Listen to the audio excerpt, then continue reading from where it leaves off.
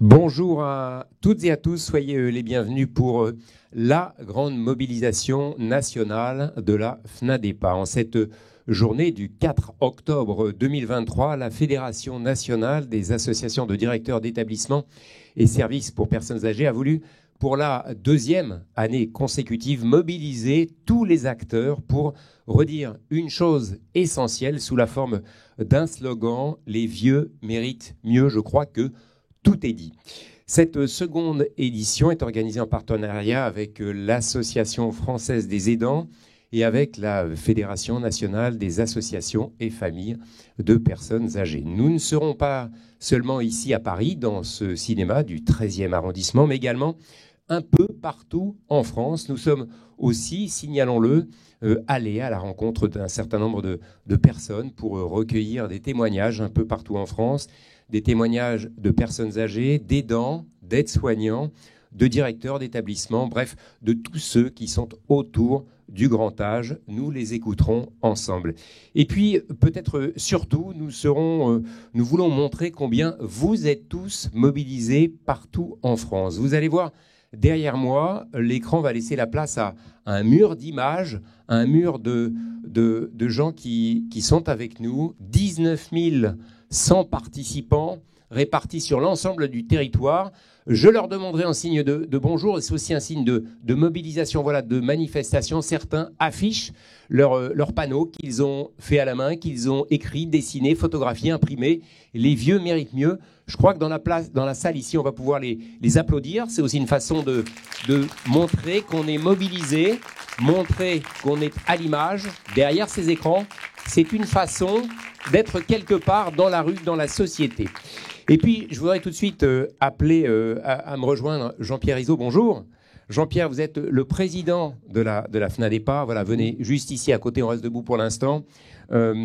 C'est déjà important de voir qu'on a 19 100 participants concrètement qui sont là. On a aussi des gens dans la salle, à Paris, dans le cinéma, dans le 13e. C'est déjà beau de voir cette mobilisation autour de cet événement. On va en parler, bien sûr. On va aussi tout de suite rappeler qu'on est allé, et on va avoir des directs en France, avec, je crois, la Gironde, le Var, le Tarn, les Côtes-d'Armor, là aussi pour aller au plus près du terrain, pour rencontrer des directeurs d'établissements, mais pas que, bien sûr, pour avoir leur écho sur le vécu et de ce qu'il faut faire pour le grand âge en particulier. C'est le point de démarrage de cette deuxième édition. Bonjour Ivar, c'est bien ça. Bonjour à tous. Très très heureux évidemment de nous retrouver encore ici. Alors bien sûr avec toujours cette idée que les vieux méritent mieux, et vous l'avez dit, c'est l'affaire de tous. C'est l'affaire évidemment de la FNADEPA, mais c'est l'affaire de tous ceux qui autour de nous, avec nous. Vous avez cité la FNAPAF et l'Association française des aidants, mais partout, ouais, aux quatre coins de notre pays. Partout, il y a des gens qui se mobilisent et qui pensent qu'en effet, la question de l'accompagnement du grand âge est un enjeu sociétal. C'est bien ainsi qu'on veut le construire, et c'est ainsi qu'on a voulu construire aussi cette journée de mobilisation à Paris, vous l'avez dit, et partout ailleurs. Et moi, je suis impressionné de voir des visages, alors certains connus, d'autres un peu moins voilà, connus. alors aussi bien dans des EHPAD, dans des centres d'accueil, chez des accompagnants, chez des aidants.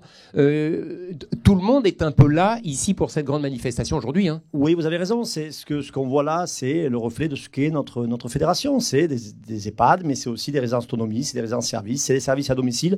C'est tous ceux qui, à un moment, croient à la force de l'union, à la force du collectif pour véritablement revendiquer avec force, vous l'avez compris, une politique publique ambitieuse sur la question du grand âge. Alors, on va se rappeler, il y a un an, vous aviez déjà organisé la première mobilisation nationale. C'était une chose, un premier pas. Et pourtant, j'ai envie de dire, il a fallu, on organise aujourd'hui, vous organisez une seconde édition. Pourquoi cette seconde édition ? D'abord parce que la première, c'était bien.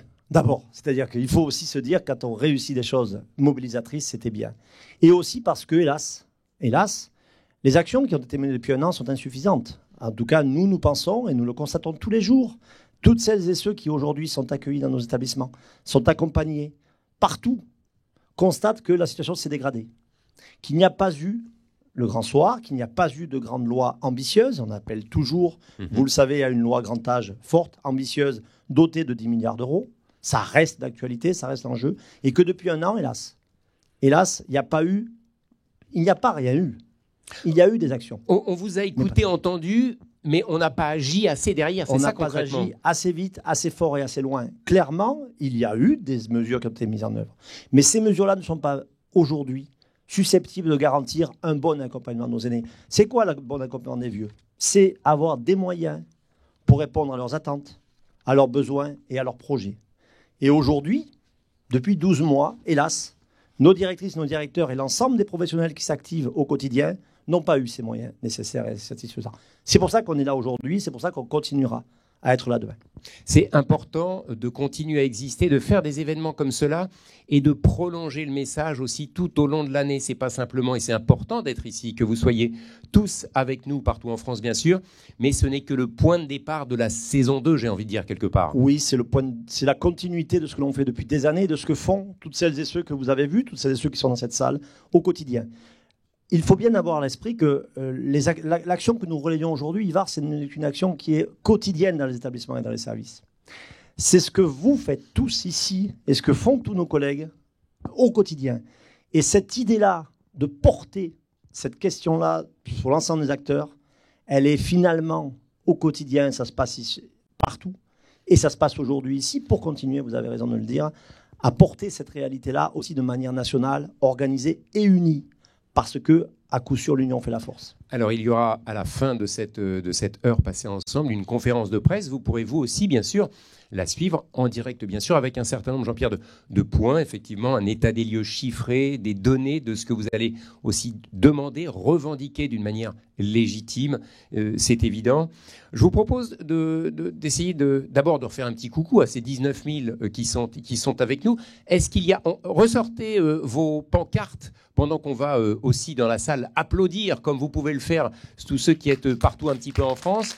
On a, Jean-Pierre, on a des gens, quoi, dans le nord, dans le sud, dans l'est, dans l'ouest, il y a finalement toutes les régions de France qui sont là. C'est un magnifique patchwork de toutes les régions de France. Bien sûr, je reconnais évidemment des collègues de Pays de la Loire, de Bretagne, et puis d'Occitanie, et puis de partout au fond, de Nouvelle-Aquitaine. On va partir en Gironde bientôt, vous l'avez dit. Et ce que je reconnais des visages évidemment. On voit les actifs qui mettent leur panneau à l'antenne. Les vieux méritent mieux. C'est vraiment le slogan. C'est clair, c'est net, c'est précis. Voilà, on en voit ici, on en voit là-haut. On en voit encore un petit peu plus au nord. C'est une carte de France quelque part. C'est une carte de France, c'est une belle carte de France. C'est la carte de France de toutes celles et ceux qui ont envie, véritablement, de dire que les vieux méritent mieux. Ils sont nombreux et vous avez raison de le dire. C'est à la fois les établissements et les services, mais c'est tous les acteurs. C'est tous les acteurs qui sont réunis aujourd'hui avec la FNADEPA, autour de la FNADEPA pour porter cette question. On va rappeler justement l'ensemble de ces acteurs comme ça en quelques mots si on essaye de citer tous ces métiers qui sont autour du grand âge. On a bien sûr les directeurs d'établissement, bien sûr, mais pas du tout que, bien sûr. Pas que, vous avez raison, d'ailleurs vous l'avez dit tout à l'heure, on va entendre des témoignages en direct de directeurs, mais aussi de familles, mais aussi de résidents, nous aurons des visios, nous aurons des professionnels. La FNADEPA aujourd'hui, elle vise à construire ces discours communs. Parce que tous, autour de cette table ici et ailleurs, avons le même objectif. Nous avons tous le même objectif, et cet objectif, c'est un objectif qui est partagé, qui est un objectif fondamental. C'est de dire, bien vieillir, c'est une question sociétale. C'est un enjeu de société qui doit aujourd'hui aboutir à une réforme beaucoup plus ambitieuse. C'est une chaîne globale aussi. Chaque maillon, comme vous le disiez, est essentiel. Hein. Un directeur d'établissement, un soignant, un aidant, un administratif aussi. Chacun est maillon, mais cette chaîne est vraiment sous tension maximale, prête à casser. Et on le verra à travers de 3 témoignages, de trois reportages. On est à la limite du point de rupture, vraiment. Oui, et si je vous le dis, vous n'êtes pas obligé de me croire, mais tous les témoignages qui vont suivre vont montrer à quel point ce point de rupture n'est pas loin. Et aujourd'hui, je crois que c'est ces témoignages-là qui fabriquent la richesse aussi de notre réseau, de notre mobilisation, de notre engagement. C'est que nous partageons tous le même constat et que nous voulons tous les mêmes évolutions positives. Jean-Pierre, on va s'asseoir et on va en profiter pour partir dans une première région, une belle région de France, comme toutes les régions de France. On va essayer d'aller en Gironde, je crois, ça va être notre première étape, un peu comme un Tour de France en mode express. Aller à la rencontre de Julie Dourte, qui est directrice de l'EHPAD Tropez à Bassins, donc en Gironde. Voilà, bonjour. Julie, est-ce que vous nous entendez convenablement ? Bonjour, je vous entends. Nous aussi, c'est impeccable. Jean-Pierre va vous poser une ou deux petites questions. On fait des interviews courtes et ramassées pour donner le maximum de propos à chacun des intervenants. Jean-Pierre, vous avez la parole. Merci Ivar. Julie, bonjour. D'abord, merci d'être avec nous et de dire finalement ce que personne d'autre que toi pourra dire aussi bien. C'est-à-dire que aujourd'hui, c'est quoi le métier de directeur? C'est quoi les besoins? C'est quoi les attentes? C'est quoi finalement la réponse que vous devez apporter, toi et tes équipes? Et puis, ça sera ma première question. Et la deuxième question, finalement, qui est très liée, c'est qu'est-ce qui a changé depuis que tu exerces ce métier-là et qu'est-ce qui change au quotidien, finalement? Jean-Pierre, merci de nous donner la parole. Je vais commencer par parler des évolutions que nous constate, une évolution significative des âges, de dépendance et des besoins en soins. Nous accueillons aujourd'hui des résidents d'EHPAD plus âgés, suite à une accélération brutale de dépendance, des besoins importants. Nous accueillons des résidents pour des maladies chroniques, stabilisées ou non, des maladies polypathologies. Parmi ces pathologies, on voit les maladies neurodégénératives.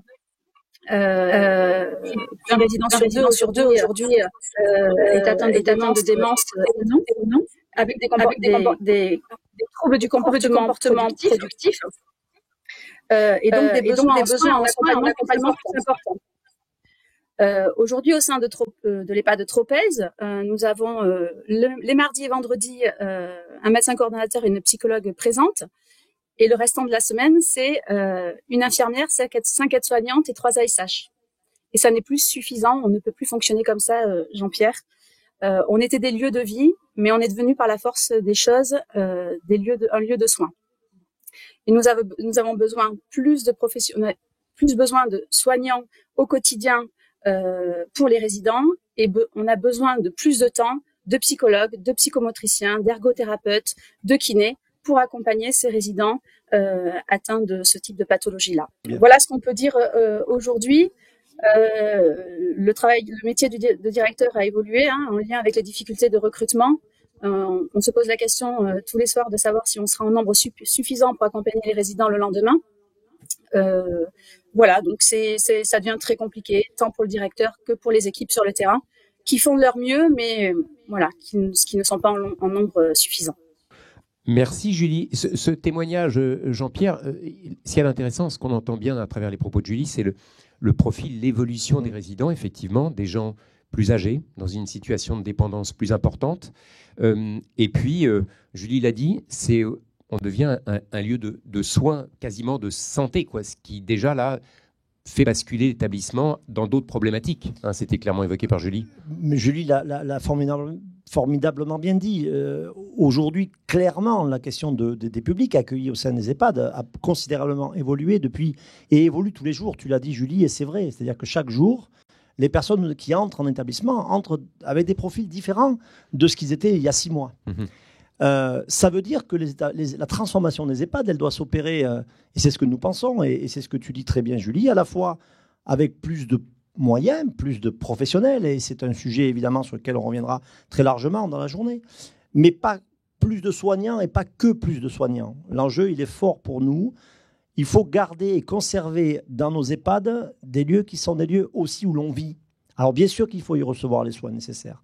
Ça veut dire qu'il faut tirer les 2 fils. Et ces 2 fils, c'est à la fois plus de soignants, mais aussi plus de non-soignants. Julie a parlé d'ergo, de psychomote, de professeurs d'APA.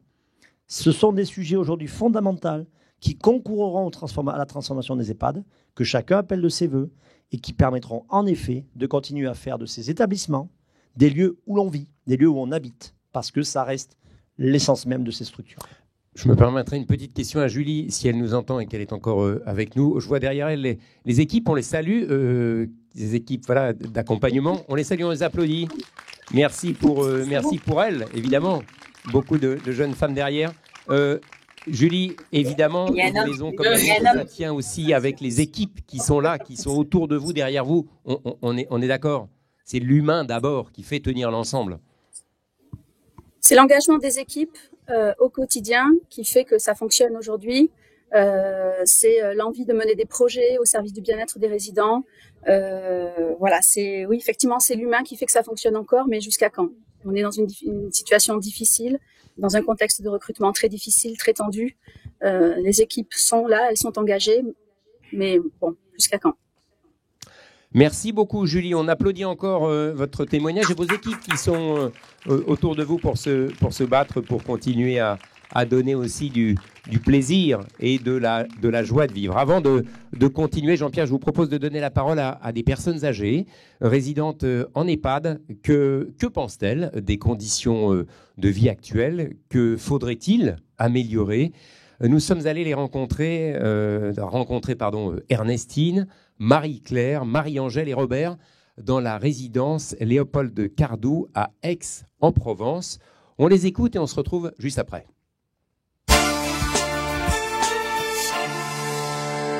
Il y a 7 ans que je suis là et je n'ai pas l'air d'être malheureuse. Moi, je suis optimiste. C'est jamais pareil, moi, parce que je sors souvent. Je vais balader. Alors, je vais voir une amie ou n'importe, un club. Je passe, je fréquente tout le monde. Ceux qui veulent me dire bonjour, me disent bonjour. La seule chose que je regrette, je ne devrais pas le faire, je parle un peu fort. Ah, ça, on ne peut pas enlever ça de moi, monsieur. Et à ce moment, il manque du personnel, bien sûr. Alors, c'est long. Hier soir, il n'y en avait qu'une qui servait. On est content? Oui, mais il n'y a personne. La semaine dernière, il manquait, sur 8, il manquait 4 aides-soignantes. Alors, comment vous faites là? Eh bien là, je me suis dit, toi, tu peux te débrouiller toute seule, tu fais ta toilette. Le problème, c'est qu'il faut beaucoup de personnes ici pour faire attention à des situations très différentes. Il faut beaucoup d'intervenants qui puissent suivre vraiment personnellement les pensionnaires. Et il faut qu'il y ait le temps aussi pour qu'il y ait un peu de tendresse. Voyez? Pour dire des paroles, pour un sourire, pour voilà, n'importe quoi. Pas courir. Mais ils n'ont pas le temps. Et parfois, ils sont tous malades en même temps et tout. Ils arrivent de ma chambre de Marie-Angèle, on est seuls. Hein. Ça fait des années qu'on se bat et tout ça. Hein? Ça ne bouge pas. On est des personnes âgées, il faut... Hein? On a besoin.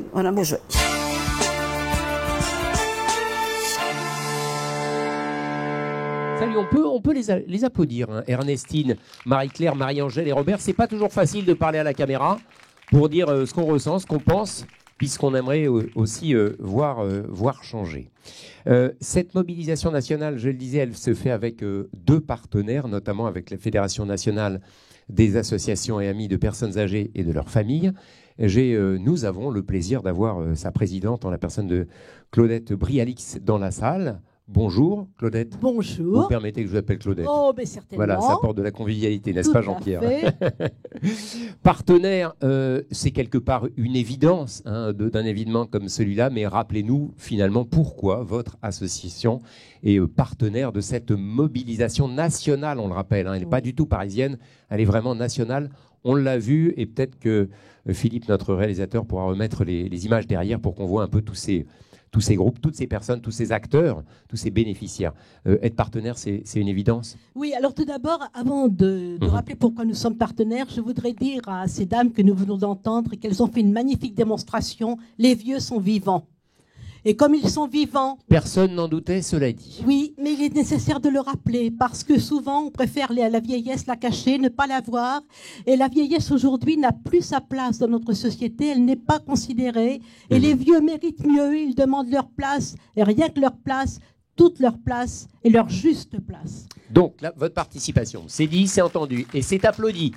Derrière aussi, vous pouvez applaudir, bien sûr, ceux qui sont avec nous et qui entendaient cette émission encore une fois en direct. N'hésitez pas, si vous le souhaitez, à applaudir les propos qui sont tenus. Voilà. Donc nous sommes partenaires, nous sommes en lutte depuis 2005. Figurez-vous que cette grande canicule de 2003 avait soulevé des émotions. Depuis 2005, nous luttons exactement en partageant les valeurs de la FNADEPA. Et d'ailleurs, nous avons eu les mêmes réactions par rapport à tous ces colloques qui se succèdent.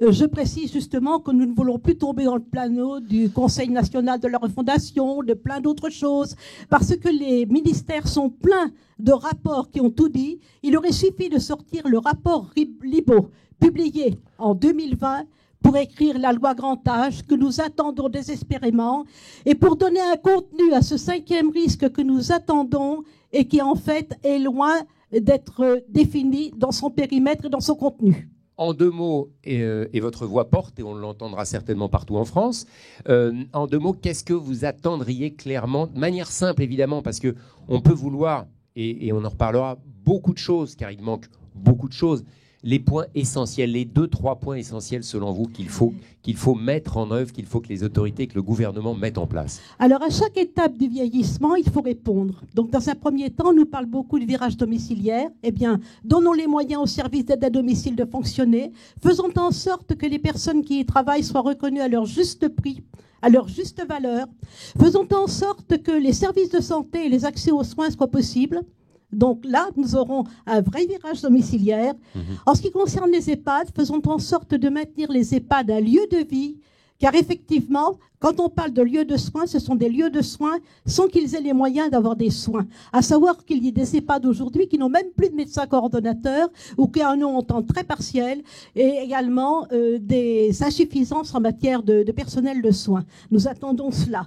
Puis nous attendons aussi qu'on regarde l'avancement en âge et qu'on considère une autre étape qui est la fin de vie, mais une fin de vie qui soit une fin de vie où on maintient les capacités et le fait qu'on soit vivant jusqu'au terme le plus éloigné possible. Merci, Madame Brialix. Vous êtes applaudie. Merci de ces propos, de votre esprit de synthèse, Jean-Pierre, qui permet aussi de résumer pas mal de choses. Hein, on est d'accord.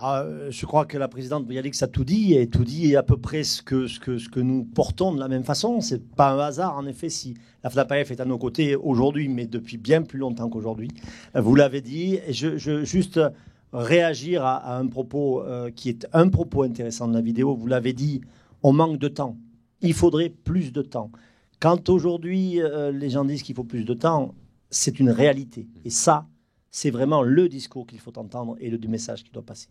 On se relève 2 secondes pour saluer l'ensemble des participants qui sont en France. Derrière, ils sont 19 100 participants aujourd'hui. Agitez vos pancartes, les vieux méritent mieux. Voilà, on en voit au nord, à l'est, à l'ouest, un petit peu partout. Il y a du soleil partout, vous avez vu, Ivar? Oui, il y a du soleil, c'est une belle journée. Même les adhérents qui sont dehors, en terrasse. Exactement, qui en profitent aussi. N'hésitez pas à agiter vos pancartes. Merci pour dire, voilà, je suis mobilisé, nous sommes mobilisés sur cet événement national organisé par la FNADEPA pour dire, voilà, il faut que les vieux méritent mieux. Merci, c'est parfait de le mettre à l'image comme ça.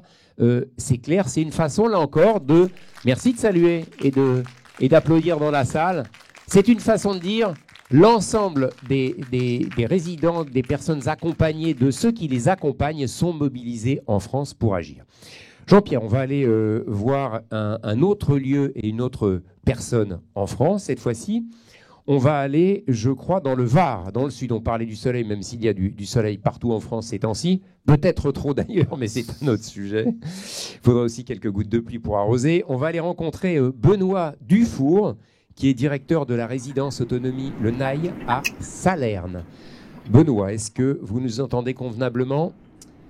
Je vous entends très bien.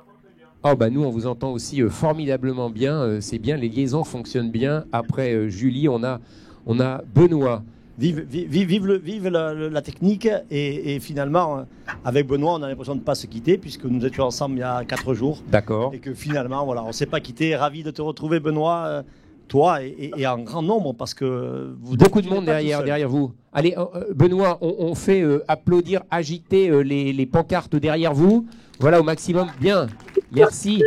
C'est important, voilà, de manifester bruyamment. De façon, comme on le disait aussi, démocratique, républicaine, mais de manifester avec le sourire, c'est vrai, même si les choses sont compliquées, mais il faut avoir ce dynamisme. Jean-Pierre, je vous laisse poser une ou deux questions à Benoît. Oui, merci Ivar. Oui, Benoît, c'est un sujet évidemment très important et on l'évoquait, c'est la question des résidences autonomie, puisque tu diriges une résidence autonomie qui est, disons-le, parfois le plus oublié des oubliés dans notre secteur, il faut bien le reconnaître. Pourquoi, Benoît, as-tu... toi, de ta place de directeur de cette résidence autonomie dans le Var, pourquoi est-ce que tu as mobilisé aujourd'hui? Quelles sont les raisons, les motifs? Et puis, pourquoi est-ce que tu relais les vieux méritent mieux dans ton établissement? On a entendu un petit bruit, mais tout va bien. Tout va bien. pas de casse. Donc bonjour Jean-Pierre, bonjour Ivar. Effectivement, très heureux de pouvoir participer à cette journée. Je remercie le personnel et les résidents qui sont derrière moi, qui sont manifestés avec moi. Et on les salue, les salue aussi bien sûr, on les salue tous. Alors, effectivement, Jean-Pierre, tu l'as dit, les résidences autonomie, c'est un peu les laissés pour compte de toutes les transformations qu'il y a eu lieu, de toutes les grandes lois qui sont parues ces derniers temps. Je pense notamment pendant le Covid, où à chaque fois on devait interpréter les textes, là où pour les EHPAD c'était plutôt clair.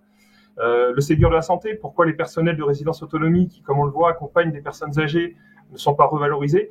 Donc tout ça pour moi et pour l'ensemble de l'équipe, ça a du sens et il faut que ça continue à avoir du sens parce qu'on veut être auprès de nos résidents.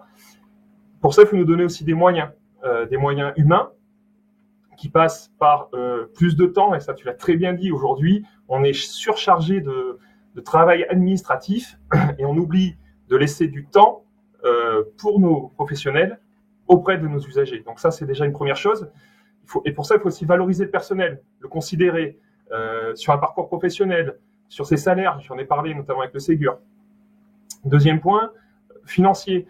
En 2022, l'inflation est de 11,8%. Le prix de journée de l'établissement était revalorisé de 2,7%. Donc ça fait 9% de reste à charge pour l'établissement. Mais c'est pareil, est-ce que c'est aux usagers de payer? Est-ce que ce ne devrait pas être des dotations qui à un moment donné viendraient un peu supplémer pour permettre toujours ce contact auprès de l'usager? Ensuite, nos établissements, aujourd'hui, pour moi, mais c'est mon point de vue, ils subissent une forme de concurrence déloyale de la part des résidents services seniors qui peuvent ouvrir leurs portes sur, je dirais, un simple, en répondant à des règles d'urbanisme, et qui font un peu les mêmes choses que nous, mais ils ne font pas la même chose que nous. Et si on veut une mixité des populations, il faut nous donner les mêmes moyens et les mêmes pouvoirs que ces établissements. Sinon, on va parquer certaines catégories de personnes dans les résidences autonomie et d'autres dans les résidences services seniors. Où est la logique inclusive? Et enfin, je pense que la dernière chose, c'est les faire connaître et reconnaître de l'ensemble des parties prenantes. Et pour ça, la FNADEPA a très bien travaillé, puisqu'il y a ce plaidoyer en faveur des résidences autonomie, le domicile collectif des seniors d'aujourd'hui et de demain. Je pense qu'il aborde un certain nombre de pistes sur lesquelles les pouvoirs publics devraient sérieusement se pencher. Jean-Pierre, une réaction par rapport aux propos tenus par notre ami Benoît. Merci, oui. Des applaudissements d'abord, nourris et des applaudissements partagés. Oui, Benoît, te dire évidemment que tes propos sont des propos tout à fait importants au regard de ce que sont en effet la situation des résidences autonomie. Tu l'as dit, et de manière très générale, dire aussi ici à chacun de ceux qui nous écoutent que la démonstration aujourd'hui de la reconnaissance des résidences autonomie, elle existe dès lors qu'on s'empare de ces sujets-là. Tu étais le grand organisateur, et bravo à toi, d'une grande séance il y a quelques jours dans le Var, avec l'ensemble des instances autour de résidences autonomie, et c'était impressionnant. Ça veut dire que ce dont on a besoin aujourd'hui, c'est de reconnaissance. Benoît l'a dit, et la reconnaissance, elle est de la manière dont on traite l'ensemble des établissements et services de ce secteur. Benoît évoquait quelque chose d'assez surprenant, qui est une sorte de concurrence, on va dire, entre certains types d'établissements. C'est vrai que là, on est un peu... c'est étonnant, quoi. C'est tout à fait étonnant, et c'est... pour le coup, la capacité de l'État à réguler aussi ce secteur-là. On parle de médecine à deux vitesses, mais on parle aussi de résidence à deux vitesses et des modes de fonctionnement, d'économie qui ne sont pas les mêmes non plus. Absolument. Je crois que la puissance publique a intérêt aujourd'hui à construire des réponses coordonnées, structurées, organisées dans ce secteur-là pour éviter ce que Benoît dit très bien, c'est-à-dire de la concurrence, parfois même pas très loyale, d'un certain nombre de structures par rapport à d'autres. En tout cas, et Benoît le sait, l'action qu'il mène, lui, comme directeur de l'astronomie, et l'ensemble de celles et ceux qui sont autour de lui, est quelque chose d'extrêmement important pour notre réseau et pour l'ensemble de celles et ceux qui y vivent. Parce que n'oublions jamais qu'il y a dans les résidences autonomie aujourd'hui de France, les 1200, des dizaines de milliers de personnes qui y vivent et qui ont choisi de vivre dans les résidences autonomie. Et ce n'est pas un choix par défaut, c'est un choix au contraire par validation, parce qu'il se construit dans les résidences autonomie. Par adhésion. Et parce que c'est des structures qui aujourd'hui permettent de la liberté et de la sécurité Et c'est un objectif extrêmement important, donc n'oublions surtout pas l'ensemble des acteurs, et y compris l'astronomie, bien évidemment. C'est important de le rappeler. On va maintenant donner la parole à 2 aides-soignants. Ce sont des métiers, des professions qui sont très importantes. 2 aides-soignants, je disais, Cindy Damien, qui est aide-soignant à l'EHPAD Soleil d'Automne à Lambersart, à côté de Lille, et à Mehdi Arif, aide-soignant à l'EHPAD Léopold de Cartoux, à Aix-en-Provence. On les écoute et Jean-Pierre, on en parle après. C'est difficile en fait parce que nous avons un gros manque de personnel. En fait, les soignants ne sont pas toujours présents. Donc en fait, les soignants qui restent, ils sont que 2 en fait. Tous les soignants sont à bout. Ils sont à la limite du burn-out. Donc ils s'en vont tous. Là, je vous parle aujourd'hui, j'ai encore une collègue qui s'en va. Je suis quand même inquiète pour l'avenir en fait de l'EHPAD et de ma profession parce que si tout le monde s'en va, qui va s'occuper de nos personnes âgées en fait? Ça fait des années que c'est comme ça la situation et je trouve que ça s'empire parce que maintenant les nouveaux résidents qui arrivent, ils sont de plus en plus fatigués. Ils arrivent à des âges avancés, comme des âges de 99 ans, 100 ans. Quand on arrive le matin et qu'on sait qu'il manque quelqu'un, en fait, j'ai envie de repartir, tout simplement. L'établissement est obligé tout le temps de contacter de nouvelles personnes, des vacataires. Ça demande beaucoup d'énergie, de suivi, parce que nous, on est obligé aussi de connaître bien les résidents pour pouvoir donner de bonnes informations aux remplaçants. Mais il faut toujours être attentif pour le bien-être des résidents, pour pas qu'il y ait des erreurs et donner aussi envie aux vacataires de rester dans la structure quand ils sont bien. Il faudrait que les soignants reviennent en fait.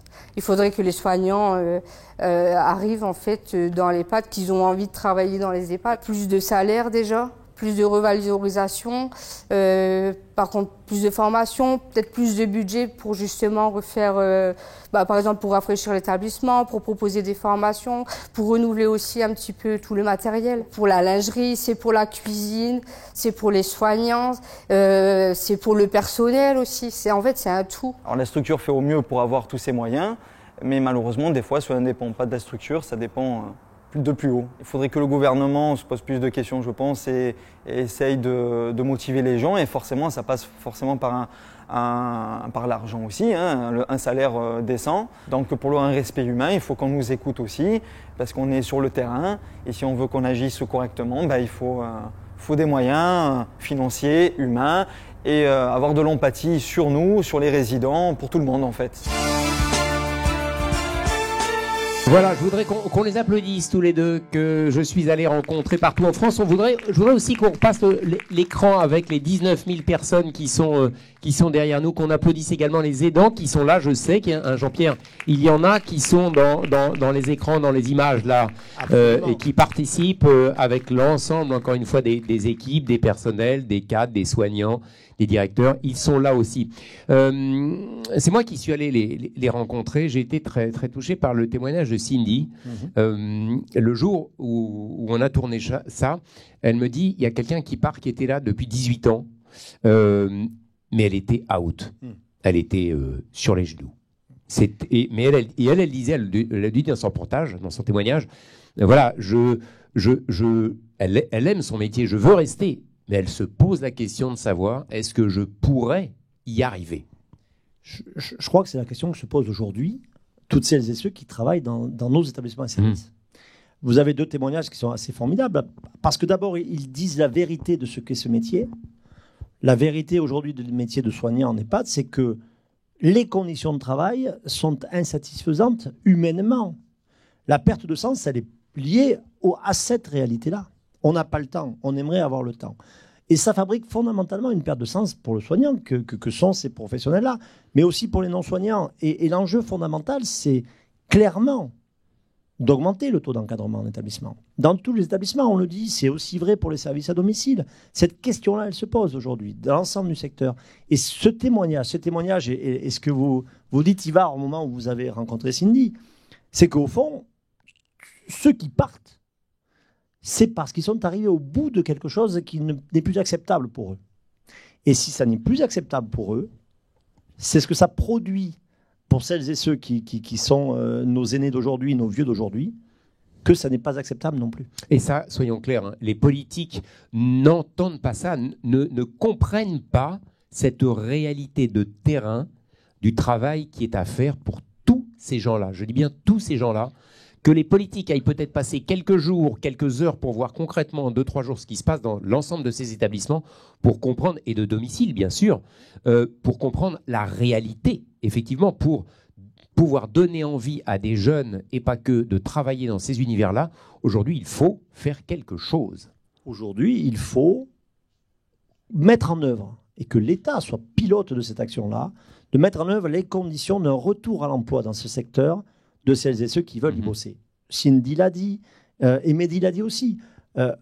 Il faut faire en sorte que des professionnels reviennent travailler auprès des personnes âgées, reviennent travailler dans notre secteur. Mais comme il faut que des professionnels viennent travailler à l'hôpital, on est dans les mêmes questionnements. Et on est aujourd'hui dans des sujets qui sont des sujets fondamentaux. Et c'est bien cette question-là qui permettra de transformer le modèle. Il ne faut pas se tromper. On n'accompagnera pas bien nos vieux si on n'a personne pour les aider. On n'est absolument pas dans la culture qui doit remplacer les humains. Et il ne faut pas le faire. Et c'est bien l'enjeu qui est celui-ci aujourd'hui. Donc oui, il faut encore mieux payer les professionnels. Oui, il faut leur permettre d'accéder à la formation.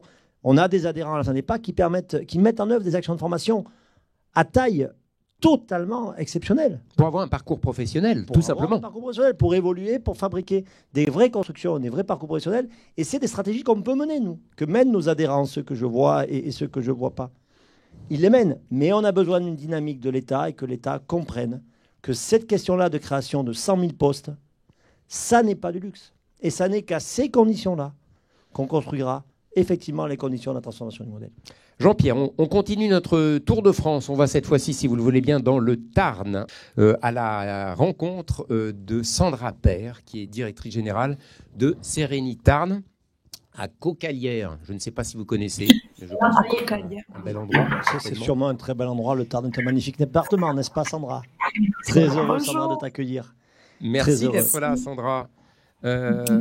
Jean-Pierre, je vous passe la parole pour voir quel est le sujet, les 2-3 points essentiels à voir avec Sandra. Ouais, Sandra qui est bien entourée. Merci aussi d'avoir mobilisé dans ton service à domicile et sur l'ensemble des structures de ton association. On salue et on les applaudit, hein, toute l'équipe qui est derrière. On vous applaudit tous. Les résidents. Voilà, c'est important aussi de dire on vous salue, on vous dit bonjour et vous manifestez à votre façon derrière l'écran. Oui, merci. Alors, avec Sandra, on touche à d'autres adhérents de la FNADEPA, des services d'aide à domicile de manière générale. Sandra, comment aujourd'hui s'illustrent tes difficultés? Qu'est-ce que tu peux nous dire aujourd'hui de la vie d'une directrice d'une association d'aide à domicile dans le département du Tarn? D'abord, merci de nous donner la parole. Nous avons l'image, Sandra, mais nous n'avons pas le son. Alors peut-être est-ce chez nous, ici à Paris. Nous avions une image. Et on a eu le décrochage, malheureusement. Vous nous entendez? Sandra, vous revenez, est-ce que vous nous entendez? Alors, moi, j'entends. Nous, ici, on entend très bien. Très bien. Est-ce que vous Alors, nous entendez? je vous propose, on fait un petit test son, 2 petites secondes. Dites-nous quelques mots pour qu'on voit et Jean-Pierre posera sa question. Vous nous entendez convenablement? On vous entend très, très bien, oui. Alors, je repose ma question, Sandra, au cas où tu ne l'aurais pas entendu. Quelles sont aujourd'hui les difficultés? Comment s'illustrent les difficultés de ton association et de toi, directrice d'association, dans le département du Tarn aujourd'hui? Alors, nous, dans l'aide à domicile, en fait, aujourd'hui, notre gros souci, c'est bien le recrutement. Je crois comme dans tout ce qui touche de près ou de loin aux personnes âgées. On a des auxiliaires de vie aujourd'hui qui sont épuisés, qui sont vraiment au bout du rouleau et on ne trouve personne pour les remplacer. Enfin, on ne trouve pas de nouvelles recrues, donc c'est celles qui s'investissent depuis de nombreuses années, qui sont obligées d'assurer les prestations au quotidien chez les personnes. Ça nous amène à faire des choix dans nos prestations. On fait des choix entre le pire et le moins pire. Donc, on fait des choix entre donner un petit déjeuner et lever quelqu'un, entre faire de la prévention ou entretenir le cadre de vie, En fait, on passe nos journées, nos responsables de secteur passent leur journée à faire des choix et à créer de l'insatisfaction auprès des gens qu'on aide, qui sont avec moi aujourd'hui, auprès de nos salariés qui sont aussi là.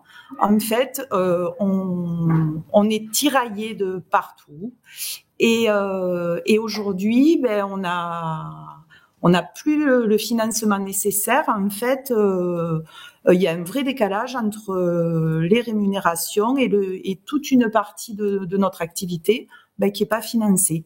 Quand on demande de faire de la coordination, chez nous, ben, c'est du bénévolat. On demande à nos professionnels de faire du bénévolat. On demande à nos aidants de nous aider parce qu'on ne peut pas faire les interventions chez leurs proches. En fait, on est contraint de partout. On a subi les augmentations successives du SMIC sans pour autant que nos tarifs soient revalorisés.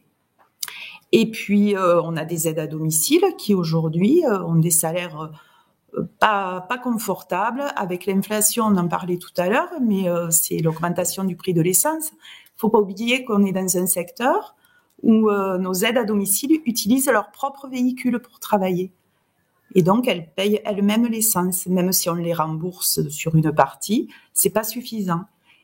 Et franchement, aujourd'hui, on est à un point où nos services sont au bord de l'asphyxie, pour pas dire certains complètement asphyxiés. Dans le Tarn, c'est plusieurs services qui menacent de fermer.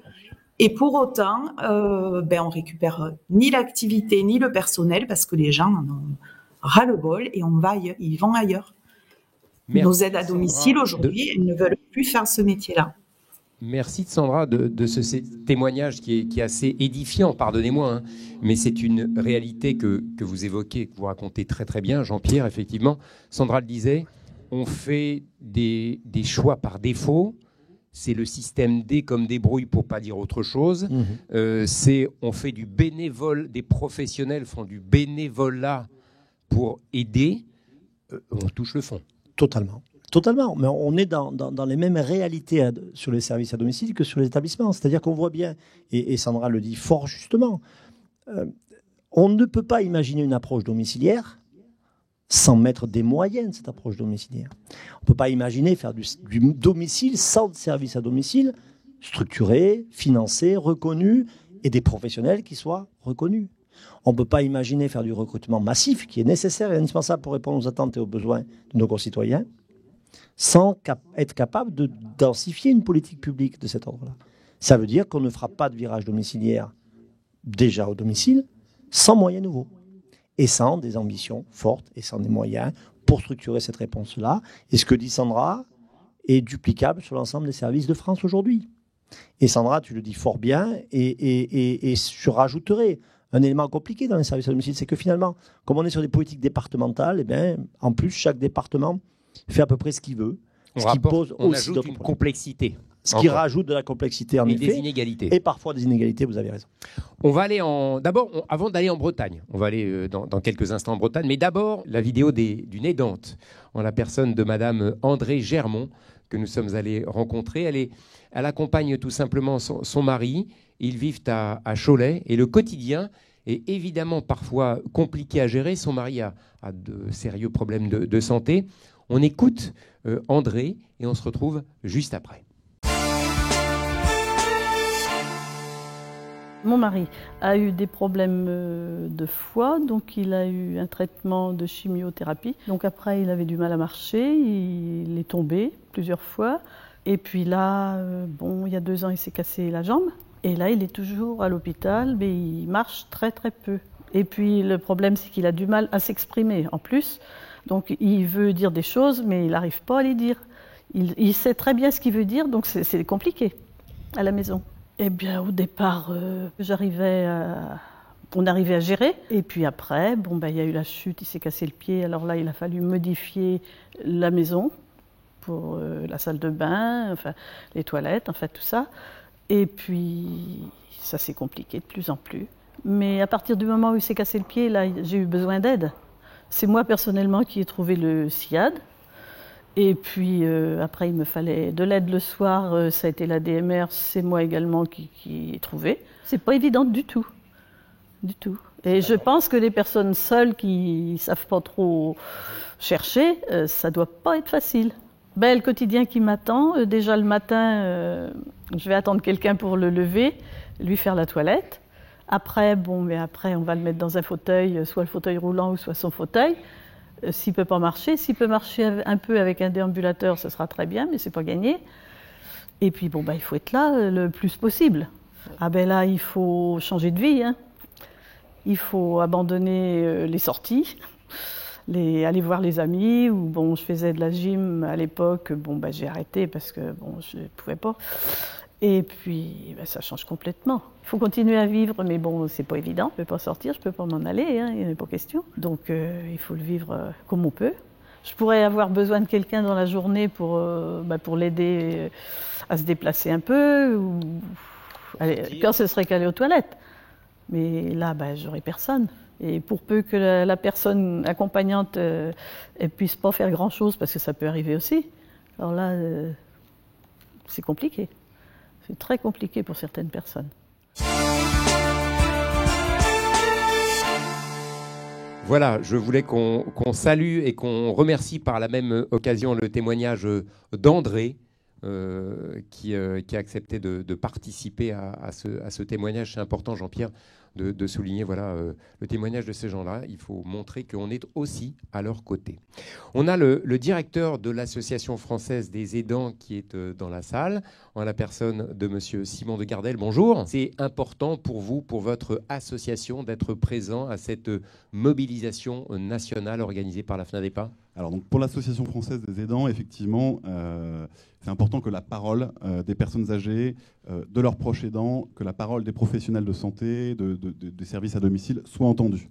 Elle est trop souvent invisibilisée et pour nous, il faut qu'elle soit entendue, il faut qu'elle soit prise en compte dans les politiques publiques. Elle n'est pas, aujourd'hui, on considère qu'elle n'est pas une priorité. Et il faut prioriser cette parole et il faut effectivement, comme Jean-Pierre Rizot l'a rappelé, une loi ambitieuse, une loi grand âge qu'on attend tous. Et donc, on partage avec la FNADEPA cette vision, ces valeurs communes et cette urgence à ce qu'il y ait enfin des moyens ambitieux et une considération des personnes âgées, de leurs proches aidants et des professionnels de santé. Simon, si on essaie d'être concret dans le pratique, on entend le témoignage d'André. Concrètement, quelles seraient les 2-3 choses les plus importantes pour vous? Encore une fois, on ne peut pas forcément obtenir tout ce que l'on souhaiterait et ce qu'il faudrait mettre en œuvre, mais qu'est-ce qui est le plus important peut-être selon vous? Moi, je crois que le témoignage d'André, il est assez significatif. Et il est significatif de ce sur quoi on milite depuis 20 ans à l'Association française des aidants. André, elle le dit, elle accompagne son mari comme elle peut, elle trouve des informations comme elle peut. Et justement, elle dit aussi que c'est compliqué de vivre, c'est compliqué de continuer à voir ses amis.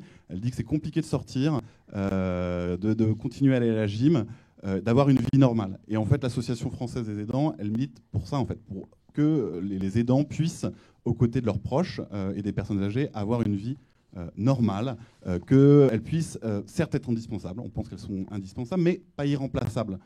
Et là, le cas d'André, elle le dit un petit peu. Elle dit, moi, aujourd'hui, si je n'étais pas là, en fait, qu'est-ce que deviendrait mon mari? Et c'est ça, en fait, le problème, c'est que on fait des aidants et des aidantes des variables d'ajustement et on milite justement contre cela et le témoignage d'André en est l'incarnation. Donc voilà, c'est bien de mettre des cas concrets, des mots sur la réalité des 9,3 millions d'aidants et d'aidantes en France.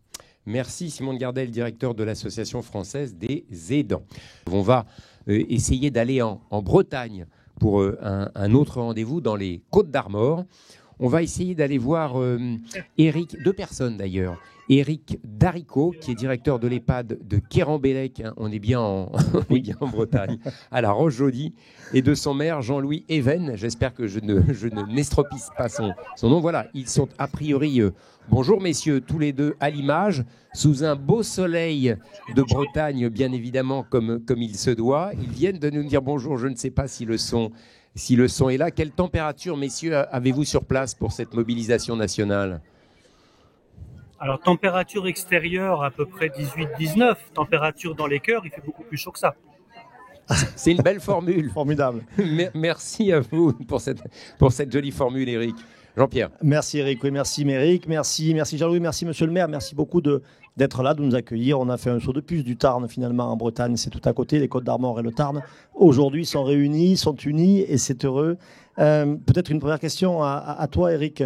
On vient d'évoquer la question des difficultés financières notamment et des réalités des services à domicile, mais peut-être te demander aujourd'hui quelles sont les réalités financières de toi, directeur, et puis de vous, monsieur le maire, évidemment, en tant que président du conseil d'administration, aujourd'hui, dans ton établissement, dans votre établissement, en quoi ça s'illustre et quels sont aujourd'hui les sujets d'inquiétude majeurs qui n'empêchent pas la mobilisation qui est magnifique derrière vous en tous les cas. Alors nous ici, notre établissement est, comme tous les établissements, comme tout le monde peut le dire, les dépenses sont supérieures aux recettes. Nous avons à maintenir une bonne qualité d'accompagnement parce que nous avions des réserves, mais les réserves ils s'épuisent à force de taper dedans. Et au train où nous allons, dans 1 an et demi maximum, faudra se poser des questions. Est-ce qu'on maintient la qualité d'accompagnement? Est-ce que... Je sais pas comment on fera. Voilà. Ou est-ce que l'on coupera quelque chose dans les services? Pardonnez-moi d'être aussi franc et direct. C'est ce que vous voulez dire aussi quelque part. C'est exactement ça en fait. Ça tient aujourd'hui, je l'ai dit, grâce aux réserves, ça tient grâce à l'implication du personnel aussi qui fait de nombreux efforts, grâce à l'implication de bénévoles aussi. Mais au bout d'un moment, j'espère qu'on n'arrivera pas à se poser la question, est-ce qu'on supprime une douche, on passe à, une douche tous les 15 jours, une douche toutes les 3 semaines? Est-ce qu'on arrête de lever les résidents les plus dépendants le week-end pour économiser du personnel? Est-ce qu'on supprime les desserts sauf aller le dimanche? Voilà, toutes ces choses-là en fait qu'on n'a surtout pas envie de voir arriver, c'est des choix qu'on n'a pas envie de faire. Choix qui sont faits parfois, Jean-Pierre, dans d'autres établissements aussi, on en arrive à ces extrêmes. Pardonnez-moi de vous couper la parole, Éric, mais c'est ahurissant de se dire effectivement qu'on dit on enlève un bout de repas à quelqu'un ou on enlève un bout de propreté à quelqu'un pour des raisons économiques. C'est des choix qui sont inacceptables. C'est-à-dire qu'aujourd'hui, ça heurte de manière plus que forte ce à quoi nous croyons. Est-ce qu'un politique, un député, un parlementaire accepterait qu'on lui retire un repas par semaine ou une partie de son repas, ou qu'on lui dise ce soir tu te laves pas ou demain matin tu te lèves pas? C'est à peu près ça, pardonnez-moi. Personne ne doit l'accepter. On est d'accord. Personne ne doit l'accepter. Et nous ne pouvons pas l'accepter, nous ne l'accepterons pas. C'est bien l'enjeu de cette mobilisation et de ce que dit Éric, qui est tout à fait juste sur le sujet. On retrouve nos amis. Une petite question, bien sûr, à Monsieur le maire qui est avec nous. Bien sûr, Monsieur le maire, d'abord, merci. Merci beaucoup d'être avec nous. C'est quand même, je crois, assez peu fréquent que des maires, présidents de conseil d'administration de CCAS et gestionnaires d'EHPAD, se mobilisent comme vous l'avez fait dans vos départements. Je pense aux Côtes d'Armor et au Finistère. Nous, on est évidemment très, très honorés de votre présence et très honorés de l'action que vous menez. Pourquoi est-ce que vous vous êtes mobilisés avec vos collègues élus de ces 2 départements et finalement, qu'attendez-vous de cette mobilisation? D'abord, merci à vous de nous recevoir et de nous écouter surtout. Alors, je rajouterai l'Ille-et-Vilaine et le Morbihan parce qu'ils se sont réunis ce matin. Ils étaient plus d'une centaine dans l'Ille-et-Vilaine et le Morbihan se réunit demain. Donc, on devrait être à peu près 400 à 500 maires bientôt réunis pour défendre nos vieux, puisque c'est la journée aujourd'hui, nos vieux méritent mieux. Dans vieux, il y a VIE, d'abord, ce sont les 3 premières lettres, et ça, on l'a tous bien compris. Moi, ça fait 16 ans que je suis maire bientôt, j'ai toujours été attaché à cet établissement, et depuis 2 ou 3 ans, je le vois péricliter pour des raisons que donnait Éric Darricot tout à l'heure, le directeur. Nous, voilà, d'abord, on sait que seul, on va plus vite, et ensemble, on va plus loin. Donc, on voudrait remercier, c'est rare de remercier le ministre, mais je tiens à remercier la ministre des collectivités territoriales qui est venue nous faire un petit show à Saint-Brieuc, un de ces 4, et on lui a posé le problème des EHPAD avec mon collègue de Ploie, Xavier Pompin. Et du coup, on s'est réunis sur le parking et on s'est dit, mais attendez, on est en train de nous diviser là, de nous montrer du doigt en disant peut-être vous êtes des mauvais gestionnaires, etc. Alors que, en fait, c'est des contraintes que nous avons qui nous poussent vers ces déficits abyssaux. Et du coup, on a décidé de se réunir et puis de monter ce mouvement, EHPAD en résistance, avec les directeurs de la FNADEPA et tous ceux qui voulaient bien nous rejoindre. Pour plusieurs raisons. Il y a les questions financières, bien évidemment, parce qu'on est responsable dans un EHPAD territorial du premier au dernier centime d'euro. Ça, c'est la chose. Du tome 2 des Fossoyeurs, ça, c'est sûr qu'on ne le veut pas et on ne le sera pas. 2, parce que c'est aussi... ce qu'on défend, c'est l'égalité de traitement vis-à-vis de la vieillesse. Vous parliez tout à l'heure des aides à domicile et autres, du domicile jusqu'à l'EHPAD. On veut que tout ça, ça se passe de manière toute douce, avec les moyens qu'il faut, conformément à ce que dit d'ailleurs la défenseur des droits sur le sujet. Et puis, on a aussi tous reçu des courriers aussi de sociétés privées voulant faire mieux que nous dans nos EHPAD. C'est qu'on doit être mauvais à un moment ou à un autre. Sauf que, je le disais tout à l'heure, et c'est un slogan qui est pas mal diffusé, à force de tout donner au privé, on sera privé de tout. Et ça, il faut qu'on fasse très attention, parce que si on se projette quelques années au-delà et que rien n'est fait, qu'on nous alimente à coups de CNR dilué dans une perfusion de je ne sais pas quoi, ben voilà. On approche ici pour nos directeurs, pour notre personnel qui gère les établissements, pour les maires qui des fois, certains, j'ai des collègues qui ne dorment plus, d'une situation de harcèlement, en tout cas de maltraitance financière et psychologique sur le sujet, et ça peut pas durer. Voilà, c'est ça. En plus, nos vieux, c'est notre ADN. Je suis désolé, je le dis souvent, mais l'avenir de la jeunesse, c'est la vieillesse. Ça veut dire que tout le monde est concerné par ça. On a l'impression d'être à bord du Titanic. On sait qu'on va couler, il y a l'iceberg qui arrive et on tire la sonnette d'alarme, mais plus que ça. Et en face, on a des gouvernants, puisqu'on a rencontré la ministre Roberger le 31 août, qui font des prochaines pas et qui nous disent en gros pas de panique à bord, le bateau coule normalement. Donc on a décidé de dire stop à tout ça, et plutôt que d'être à vos côtés, que nous soyons ensemble avec les directions et les élus à aller défendre nos causes et à demander des solutions à court terme pour qu'on puisse avoir une vision lisse sur quelques années, et puis surtout que la loi grand âge refasse surface et aboutisse, parce que quelle société peut se regarder dans la glace, quelle société, en plus le berceau, la société, la France, le berceau des droits de l'homme, pourrait encore se regarder en face si nos aînés ne sont pas traités avec dignité et si on ne peut pas leur apporter tous les soins et l'accompagnement qu'ils méritent. Voilà. Merci, c'est juste monsieur ça. le maire Jean-Louis Even. Merci beaucoup de votre témoignage. Vos formules justes et pertinentes ont eu un succès ici, je crois aussi certainement partout en France, Jean-Pierre. Oui, c'est merci clair. beaucoup. Merci, monsieur le maire, vous avez tout dit, tout bien dit, et je rajouterai que comme vous, nous sommes très attachés à la pluralité, à la diversité des acteurs, et nous sommes très attachés au fait que chacun puisse effectivement vieillir sur son territoire, et pour ça, votre action de maire, d'élus locaux est indispensable. Donc merci, et nul doute que notre mobilisation commune, la vôtre et la nôtre, puisqu'elle est très étroitement liée, devra se poursuivre jusqu'à aboutir à des résultats concrets, vous l'avez dit, et plus de promesses, ce sera effectivement une très bonne chose. Merci beaucoup à tous les deux. En tous les cas. Merci à Éric Darico également d'avoir participé à ce petit moment. On voit qu'il y a de la vie. Vous parliez de vie, V-I-E derrière vous. On voit qu'il y a du plaisir et du bonheur. Jean-Pierre, nous allons maintenant donner la parole au directeur d'EHPAD, Pascal Frissicaro, directeur de l'EHPAD Résidence Léopold Cartou à Aix-en-Provence, et Vincent Roux, directeur de l'EHPAD Maison d'accueil à la Séguinière près de Cholet, nous ont ouvert leurs portes. On les écoute et on se retrouve juste après.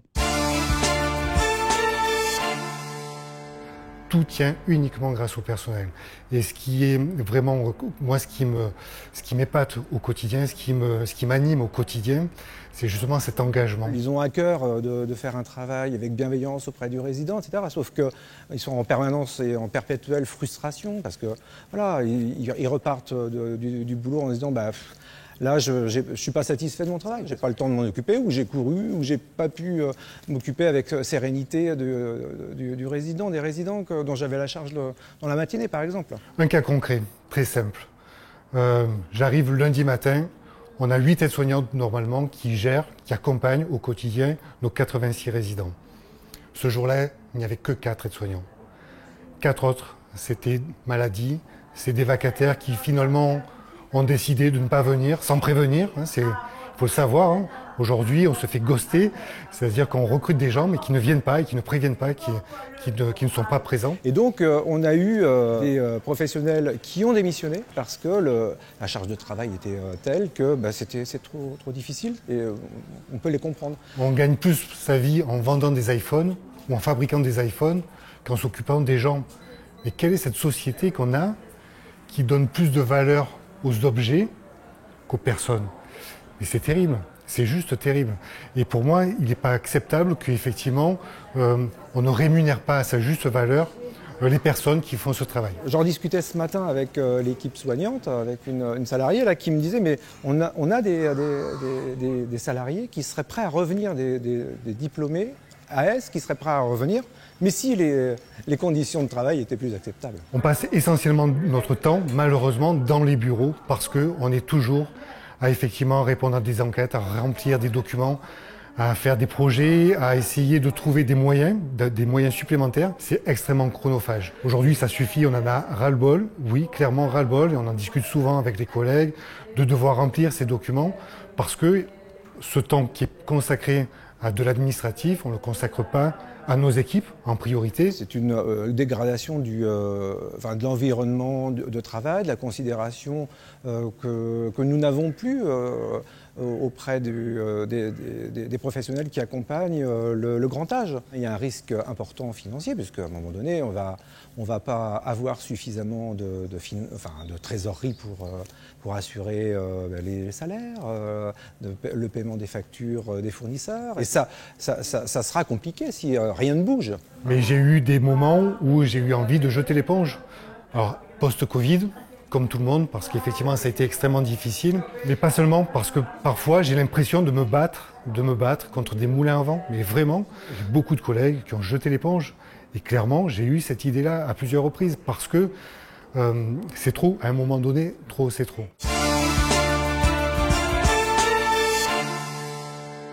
On peut applaudir ces deux directeurs d'établissement, effectivement, trop c'est trop. On gagne mieux sa vie à vendre un téléphone portable qu'à s'occuper de gens. C'est assez terrible d'entendre ces propos-là. Et aussi, parfois, la volonté de dire j'ai envie d'arrêter mon métier de directeur d'établissement. C'est terrible, alors qu'ils aiment faire ça et qu'ils tiennent grâce aux équipes qui sont là, on le rappelle. Bien sûr. Je crois que ces témoignages, ils sont de magnifiques reflets de ce que sont... tout ce que pensent celles et ceux qui aujourd'hui sont là, notamment les directrices et les directeurs, puisque c'est de cela qu'on parle. Le métier de directeur d'établissement de service aux personnes âgées, c'est d'abord un métier de passion, un métier d'humain. Et on ne peut pas remplacer ces métiers de passion et ce métier d'humain par des métiers de contrainte, par des métiers de paperasse et par des métiers finalement administratifs. Ils le disent très bien tous les deux et chacun ici le sait. Je vois le directeur, notre collègue des Bruyères Association qui est dans la salle, qui dit pareil. Il faut redonner du sens à ces métiers aussi de directeur. Et redonner du sens au métier de directeur, c'est de laisser faire son métier de directeur, d'aller dans les couloirs, d'aller rencontrer celles et ceux qui vivent dans nos établissements, de permettre à ceux qui sont directeurs de services à domicile d'avoir des projets, d'avoir des actions qui touchent les gens, qui vont directement au cœur des gens. Et c'est ça le sujet. Et le sujet fondamental, c'est que les directeurs doivent être des directeurs.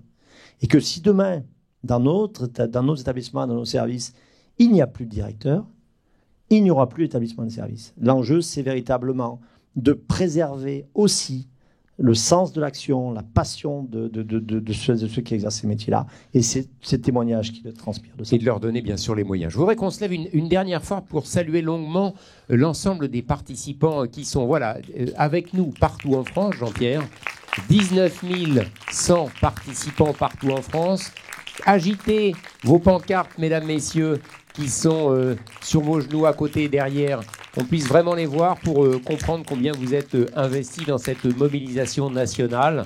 On le rappelle, Jean-Pierre, un peu partout en France, c'est ça, 19 100 personnes. Allez, ça veut dire quoi ? Il y en a partout, dans tous les départements, dans pas toutes les villes de France, mais pratiquement. Hein. Oh, il y en a partout, dans toutes les régions, dans tous les départements, partout où la FNADEPA est, et puis partout aussi où la FNADEPA n'est pas encore.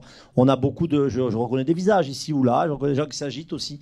On voit que le sport pour tous, c'est bien, et c'est aussi très agréable. On a des personnes qui sont seules à l'écran. Évidemment, ce sont des acteurs, des actrices qui ne sont pas forcément dans un établissement, mais qui opèrent à domicile, qui sont aidants aussi. Absolument. Il y a aussi tous ces gens-là, hein, par exemple. Aujourd'hui, là, vous voyez, on voit véritablement que tous les visages de cette mobilisation sont représentés. Certains à beaucoup, d'autres à moins nombreux, mais c'est l'action qui fabrique aujourd'hui cette dynamique, et c'est l'action de tous qui fabrique cette dynamique, et c'est la force d'une conviction partagée. Je crois qu'on a tous, et tout au long de cet après-midi, on a montré à quel point on était unis et qu'on partageait véritablement les mêmes ambitions. Ces ambitions-là, aujourd'hui, elles doivent trouver un aboutissement, et cet aboutissement, il ne pourra pas se faire. Il ne pourra pas se faire sans l'ensemble de ces acteurs qui sont là.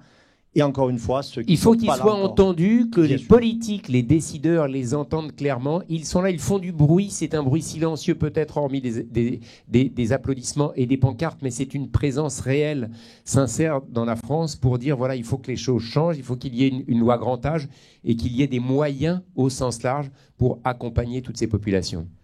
Il faut qu'il y ait une loi grand âge, socle, sociétale, avec des vrais enjeux de transformation de la société.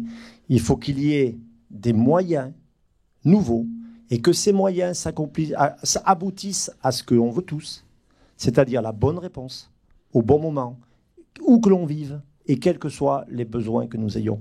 C'est ça la force de notre société, et c'est ça la force de notre mobilisation, et c'est aussi ça la force qu'on a partagée ensemble. Pour terminer, justement, il faut aussi poursuivre la mobilisation à partir d'aujourd'hui et pendant 365 jours minimum.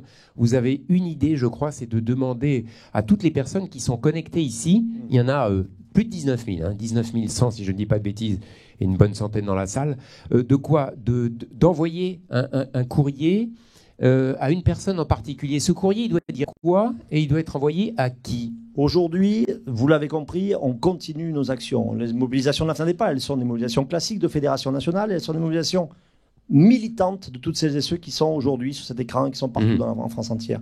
Nous allons demander à l'ensemble de celles et ceux qui ont participé à cette mobilisation et aux autres d'écrire à Aurore Berger, d'écrire à Madame la Ministre, tout à fait respectueusement, et de lui dire à quel point l'urgence est là, à quel point l'enjeu est fort, et à quel point l'enjeu d'une grande réforme de l'accompagnement doit véritablement passer par une grande loi, par des moyens, par une réforme profonde, aussi de la vision qu'a notre société du grand âge et de la vieillesse. Vieillir, c'est une chance formidable. Et nous allons nous l'écrire, l'ensemble de celles et ceux qui ont participé ici et partout ailleurs, dans l'ensemble des personnes que nous voyons. Histoire de se faire entendre une nouvelle fois pour envoyer 19 000 et quelques courriers à la ministre. S'il y en a 30 000, c'est encore mieux. Si autour de soi, on peut passer le message, c'est important, effectivement. C'est très important. Les choses se jouent maintenant. Nous sommes au pied du mur. Certains pensent même qu'on est déjà dans le mur. Je veux garder cet optimisme qui est celui que la FNADEPA porte au quotidien. Et donc, je veux vous dire que l'affaire n'est pas perdue. Et je le dis. Elle ne fait que commencer. La bataille va être gagnée. Et on va la gagner. Tous ensemble. Merci Jean-Pierre. On va vous applaudir. On va applaudir tous ceux qui sont dans la salle, tous ceux qui sont en France, les 19 100 participants. Applaudissez. On va se quitter là-dessus par ces belles images, tous ces cœurs et tous ces pouces levés qui montrent qu'on a été tous ensemble mobilisés pour cette opération aujourd'hui. Et puis, on va avoir une conférence de presse qui va permettre de prolonger, Jean-Pierre, apporter quelques éléments complémentaires et chiffrés. On va répondre. En attendant, c'est le générique. À très bientôt. Belle journée. Merci à tous ceux qui ont participé à ce bel événement. Au revoir.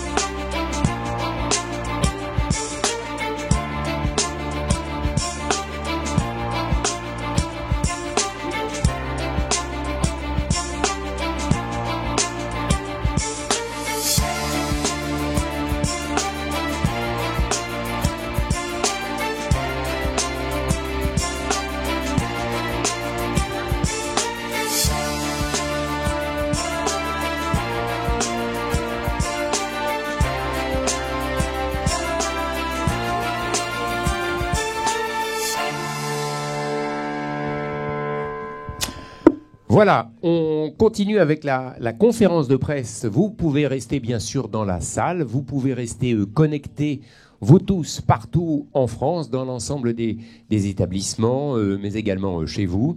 Conférence de presse, donc on va voir, Jean-Pierre, ensemble, un certain nombre de données chiffrées intéressantes. On ne va pas bien sûr noyer de chiffres, mais il y a des données extrêmement intéressantes que vous avez relevées, des études, et puis bien sûr des recommandations, des préconisations, pour ne pas dire des attentes très fortes. Hein, voilà. Très fortes, Ivar, oui, merci. En effet, d'abord, je tiens à remercier l'ensemble des journalistes présents ici. Alors, c'est souvent des amis de la famille, d'ailleurs, des amis de la famille FNADEPA, des visages connus, des journalistes spécialistes. Mais je veux aussi vous dire, Ivar, que dans le moment où on se parle, il y a dans nos établissements et services qu'on a vus beaucoup de journalistes de la presse quotidienne régionale, énormément de journalistes de la PQR qui couvrent cet événement, qui sont dans les établissements, dans les services et qui ont le même niveau d'information et qui auront le même niveau d'information également.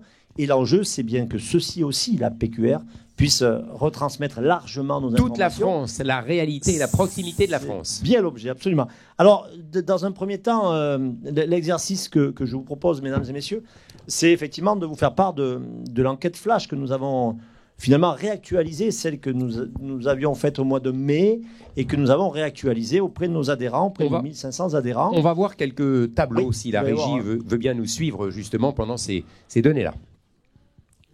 Je veux donc excuser l'absence d'Annabelle Vec, qui était ici l'année dernière et qui n'a pas pu être avec nous, mais Jennifer Kunaké est là et qui pourra, responsable du réseau et des institutions à la FNADEPA. Voilà, on a les éléments sur le grand écran. Alors, on voit aujourd'hui la situation, mais qui vous surprendra ou pas, mais en tous les cas, qui est assez fidèle à ce que nous avions déjà pu sonder, c'est-à-dire que la situation aujourd'hui, elle est une situation RH préoccupante. Puisque 78% de nos établissements et services répondants, je dois vous dire que nous avons un taux de réponse qui est un taux de réponse important, puisqu'il est de l'ordre de 400 structures, donc c'est un taux de réponse qui est substantiel. 78% des répondants manquent de personnel. Je rappelle au passage que nous sommes déjà, notamment sur les EHPAD, sur un taux d'encadrement qui est déjà très bas, comparativement par exemple à certains pays de l'Europe du Nord. Donc ces 78% d'établissements qui manquent de personnel et services qui manquent de personnel, ça correspond à pratiquement 4 TP. C'est-à-dire qu'on part déjà d'un niveau d'encadrement qui est bas et on a aujourd'hui un constat qu'il manque 4 ETP par établissement qui accentue évidemment les difficultés. Équivalent temps plein. Équivalent temps plein, absolument. Ça, c'est déjà un premier élément qui est un élément important, qui est chiffré pour l'ensemble de notre réseau, qui a évidemment des conséquences sur la qualité de l'accompagnement que nous pouvons mettre en œuvre. En établissement, 18% des EHPAD et des résidences autonomie gèlent des entrées faute de personnel. Ça veut dire qu'on est déjà dans 18% de nos établissements et services, résidences autonomie et EHPAD, dans des phénomènes qui font qu'on refuse. On refuse, nos directrices et nos directeurs refusent une admission parce qu'ils ne peuvent pas assurer la sécurité et la qualité des prestations, ce qui est considérable, ce qui a un effet évidemment de fragilisation sur les financements, bien évidemment, de nos établissements. Mais c'est des choix qui sont des choix aussi guidés par le fait qu'on ne veut pas mettre en difficulté les personnes dans les modalités d'accompagnement. Ça correspond à 2,7 places vacantes sur l'ensemble des établissements, c'est beaucoup. Et ça veut dire que ça correspond à des personnes qui veulent entrer en EHPAD, qui veulent entrer en autonomie, mais qu'on ne peut pas accueillir parce qu'on n'a pas les professionnels dédiés. À domicile, c'est pire. Sandra Perle l'a tout à fait bien dit tout à l'heure. C'est pire parce qu'il y a 68% des plans d'aide, des services, qui n'honorent pas intégralement les plans d'aide APA. Ça veut dire qu'on voit bien la fragilité du dispositif et que l'idée de faire reposer l'approche domiciliaire sur un système qui aujourd'hui fait que 70% des services refusent des accompagnements à domicile, c'est juste une folie et ça ne peut pas aboutir. Donc ça, c'est pour la première page. La page d'après, si vous voulez bien, merci. Alors, le moral des directeurs, voilà, on l'a vu un petit peu tout à l'heure à travers les 2 témoignages, c'est le reflet finalement. 50% envisagent de quitter leur métier à court ou moyen terme, c'est ce qu'on évoquait. C'est ce qu'on évoquait. 50%, ça veut dire 1 sur 2. Et c'était 43% en octobre 2022. C'est 50% aujourd'hui. C'est symptomatique d'une crise des vocations, d'une crise du sens et d'une fragilité supplémentaire pour nos établissements et services. C'est très clair. Sur la partie finance maintenant. Alors le résultat financier, ça aussi, ça a été très bien dit par l'ensemble des interlocuteurs, mais chacun le sait. On a 93% des établissements et des services qui vont être déficitaires en 2023. 93%. Avant, ils étaient 64%. Absolument. L'inflation, hausse du prix de l'énergie, les non-financements de mesures salariales attribuées, ça a été dit largement. Ça veut dire qu'il y aura quasiment, cette année, tous les établissements et services qui seront en déficit. Pour un déficit moyen, vous le voyez, qui est de 100 000 euros. On est aujourd'hui sur une fragilité financière extrêmement grave qui concerne finalement l'ensemble des acteurs, des petits, des gros, des moyens, et surtout qui met un terme, et je le disais tout à l'heure, mais je le répète, qui met en danger la diversité, la pluralité de la réponse. Et la réponse de proximité notamment. Vous l'avez dit, la question la question de l'utilisation du bouclier tarifaire dont on voit, et c'est un sujet sur lequel on reviendra tout à l'heure, les effets, mais avec finalement des dispositifs très complexes, beaucoup plus complexes que ce qui était prévu au départ par l'État, et dont on voit bien à quel point il ne joue pas véritablement totalement le rôle de bouclier, c'est le moins qu'on puisse dire, parce que les boucliers, en principe, ça protège, ça protège pas terrible. Pareil pour le gaz, évidemment. Voilà. Et puis une dernière slide sur la question de l'alimentation, parce qu'il n'y a pas que l'énergie qui a flambé. La hausse les charges sur l'alimentation, c'est 15,5%. Ce qui est complètement gigantesque, évidemment. Jamais on a atteint des scores, si j'ose dire, comme cela. Jamais ça n'a... Jamais. Et ce qui renvoyait à la question de quel choix aujourd'hui, quels arbitrages sans moyens nouveaux, est-ce qu'il va falloir supprimer en effet fromage et dessert ou pour rappeler de mauvais souvenirs, le crouton dans la soupe. Voilà. Ça, aujourd'hui, c'est une réalité, et cette réalité-là, elle met en lumière, finalement, d'autres réalités, qui sont que les établissements et services ont un besoin, maintenant, d'aide d'urgence. Tout à l'heure, monsieur le maire l'a dit, mais il y a deux temps, finalement. Il y a le temps de l'urgence et le temps du long terme. La question de l'urgence aujourd'hui, elle se pose aussi ainsi, et c'est bien la raison pour laquelle la slide d'après, qui va vous rappeler très brièvement les 25 propositions que nous avons commises au mois de février 2021, et sur lesquelles, de manière très générale, on peut dire, je ne vais pas les lister, vous l'avez bien compris, mais qu'elles sont toujours très d'actualité. La question de soutenir les professionnels du grand âge, ça a été dit, et je ne reviens pas. La question de l'optimisation des parcours et de la personne âgée, c'est-à-dire comment est-ce qu'on construit le bon type d'établissement et de service au bon endroit et au bon moment, c'est un deuxième sujet sur lequel, effectivement, les choses sont nécessaires. Et puis, la question des financements et de la gouvernance, là encore, sur des questions de financement nouveau, d'argent nouveau. Ce que j'appelle l'argent neuf. Il ne peut pas y avoir de transformation et d'accompagnement sans argent neuf et sans moyens nouveaux. Donc voilà ça. C'est une vision très globale. Mais chaque maillon est important finalement. Tous les maillons sont complémentaires, tous les maillons sont importants, et l'un ne peut pas aller sans l'autre. C'est-à-dire qu'on ne peut pas parler aujourd'hui de transformation des établissements et des services sans moyens. On ne peut pas parler non plus de transformation des établissements et des services sans questions autour de la gouvernance, sans des questions autour des aides techniques, sans des questions autour de logique, de parcours, d'accompagnement. Et ces 25 propositions, encore une fois, qui restent d'actualité aujourd'hui, même si peut-être que mais on y viendra tout à l'heure lorsque les questions fuseront, je n'en doute pas. Peut-être qu'aujourd'hui, il y a des questionnements, notamment dans le PLFSS, qui interrogent sur la fusion des sections soins et dépendance, par exemple, sans être trop technique, mais nos amis journalistes ici savent de quoi on parle, sans doute nous interrogeront-ils sur le sujet.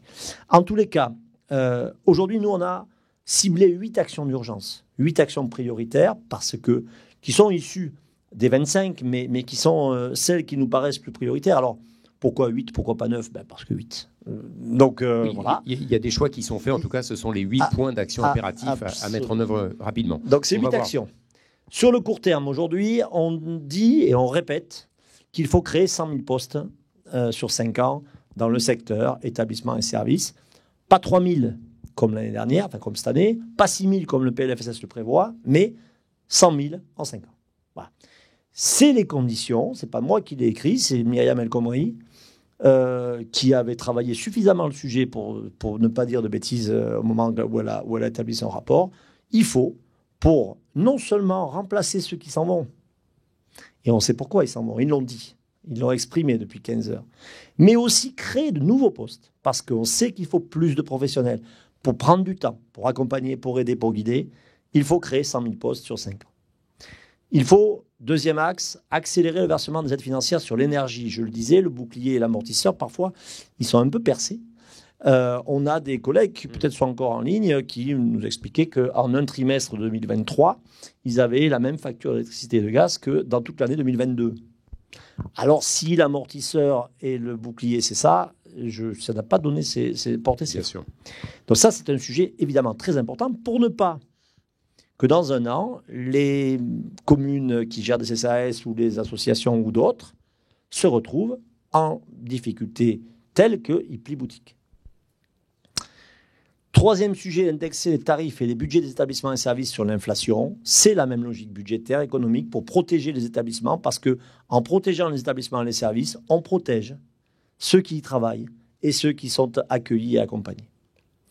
Le quatrième point concerne la revalorisation des heures de nuit, week-ends et jours fériés des infirmiers et des soignants de la fonction publique hospitalière à tous les EHPAD, pour ne pas recréer des exclus du Ségur, des exclus, et on voit bien à quel point ça, c'est un sujet majeur, parce que tout à l'heure, dans un témoignage, il y avait des sujets de concurrence entre certains, mais là, pour le coup, il y aura encore des problématiques de concurrence entre ceux qui toucheront la revalorisation du travail de nuit et ceux qui ne la toucheront pas, et des difficultés qui peuvent naître de cela. Un cinquième axe qui concerne le financement des revalorisations salariales à hauteur des engagements pris. Chacun aura bien reconnu les problématiques de non-financement du Ségur, de la prime grand âge et des avenants de la convention collective de la branche. Sandra Père l'a très bien dit tout à l'heure, c'est-à-dire que les salaires sont revalorisés, c'est la moindre des choses, c'est heureux et c'est légitime, mais en même temps, les établissements et services ne sont pas financés. Et il y a des deltas aujourd'hui qui sont considérables dans les établissements et dans les services à domicile sur ces sujets-là. Ça, c'était le cinquième axe à court terme. Ça, c'est du court terme, c'est du véritablement là, c'est maintenant, c'est-à-dire c'est pour éviter tout ce que l'on voit aujourd'hui comme étant des risques majeurs pour notre secteur tout entier et pour celles et ceux qui sont accompagnés. Le moyen et le long terme, il y a nécessité de mettre en place une réforme structurelle, d'ampleur, d'envergure, ambitieuse. Et on met en place une réforme structurelle pour transformant le modèle économique des ESMS. Clairement, il faut retravailler la question du financement des EHPAD, retravailler la question du financement des autonomies et travailler efficacement la question du financement des services à domicile. Peut-être parlerons-nous tout à l'heure des doutes et des difficultés que nous avons, nous, sur la perception que l'on a du financement des services autonomie mixtes à venir. C'est une des questions majeures qui se posent aussi. J'en dis trois mots. Dans les EHPAD, on dit depuis des années tous que le financement, un morceau par l'ARS, un morceau par les départements, il faut s'arrêter. Le PLFSS dit que ça va s'arrêter. Fusion des sections. Et dans les services autonomie à domicile mixtes, on va fabriquer le même financement, un petit bout par les uns, un petit bout par les autres, donc sans tenir compte de la réalité de ce qui a échoué sur les établissements et de le mettre sur les services. Un deuxième élément extrêmement important sur la poursuite de la rénovation et de l'équipement des établissements pour personnes âgées, tous les établissements et services. Il faut construire, il faut permettre aux établissements de se rénover, de se réhabiliter, de se reconstruire parfois pour répondre aux attentes et aux besoins. C'est un sujet très important qui concerne beaucoup les résidences autonomie, ça a été dit. Une des fragilités des résidences autonomie, c'est justement la question du bâti. Donc là, il y a des sujets très importants à construire. Et puis, c'est pas le plus important, c'est sûrement le plus important. Créer, fabriquer une loi grand âge qui s'appellera loi bien vieillir, bien sûr, sans doute, puisque c'est celle-ci qui est à l'ordre du jour du mois de novembre. La ministre l'a redit l'autre jour. Mais par contre, que cette loi, elle soit pas seulement limitée à cette loi bien vieillir, mais qu'on ait une loi grand âge qui soit ambitieuse, qui prévoit un financement de 10 milliards sur 5 ans. Là encore, c'est Dominique Libault qui l'a dit, et tout à l'heure, Claude Desbrélix l'a très bien rappelé, que ce travail-là, il avait déjà été mené, et que c'est ces moyens-là qui permettront véritablement de mettre en place une action durable pour accompagner mieux nos aînés et pour accompagner mieux nos vieux. Vous avez parlé d'une date pour la loi grand âge, là, fin de l'année. Vous pensez que ça peut bouger un peu d'ici là? Ça avait été annoncé au printemps dernier et reporté, c'est ça? Alors ça y est, oui, mais cette fois-ci, c'est à l'ordre du jour. Il y a quelques informations. Oui, l'ordre du jour de l'Assemblée nationale du 20 novembre, si je ne dis pas de bêtises. Donc la fin de l'examen de la proposition de loi bien vieillir, c'est pas la loi grand âge, celle-là. C'est un morceau de quelque chose qui ressemble quand même à un axe fort. dont on a pu critiquer parfois le manque d'ambition. On l'a dit beaucoup ici et on le répète évidemment.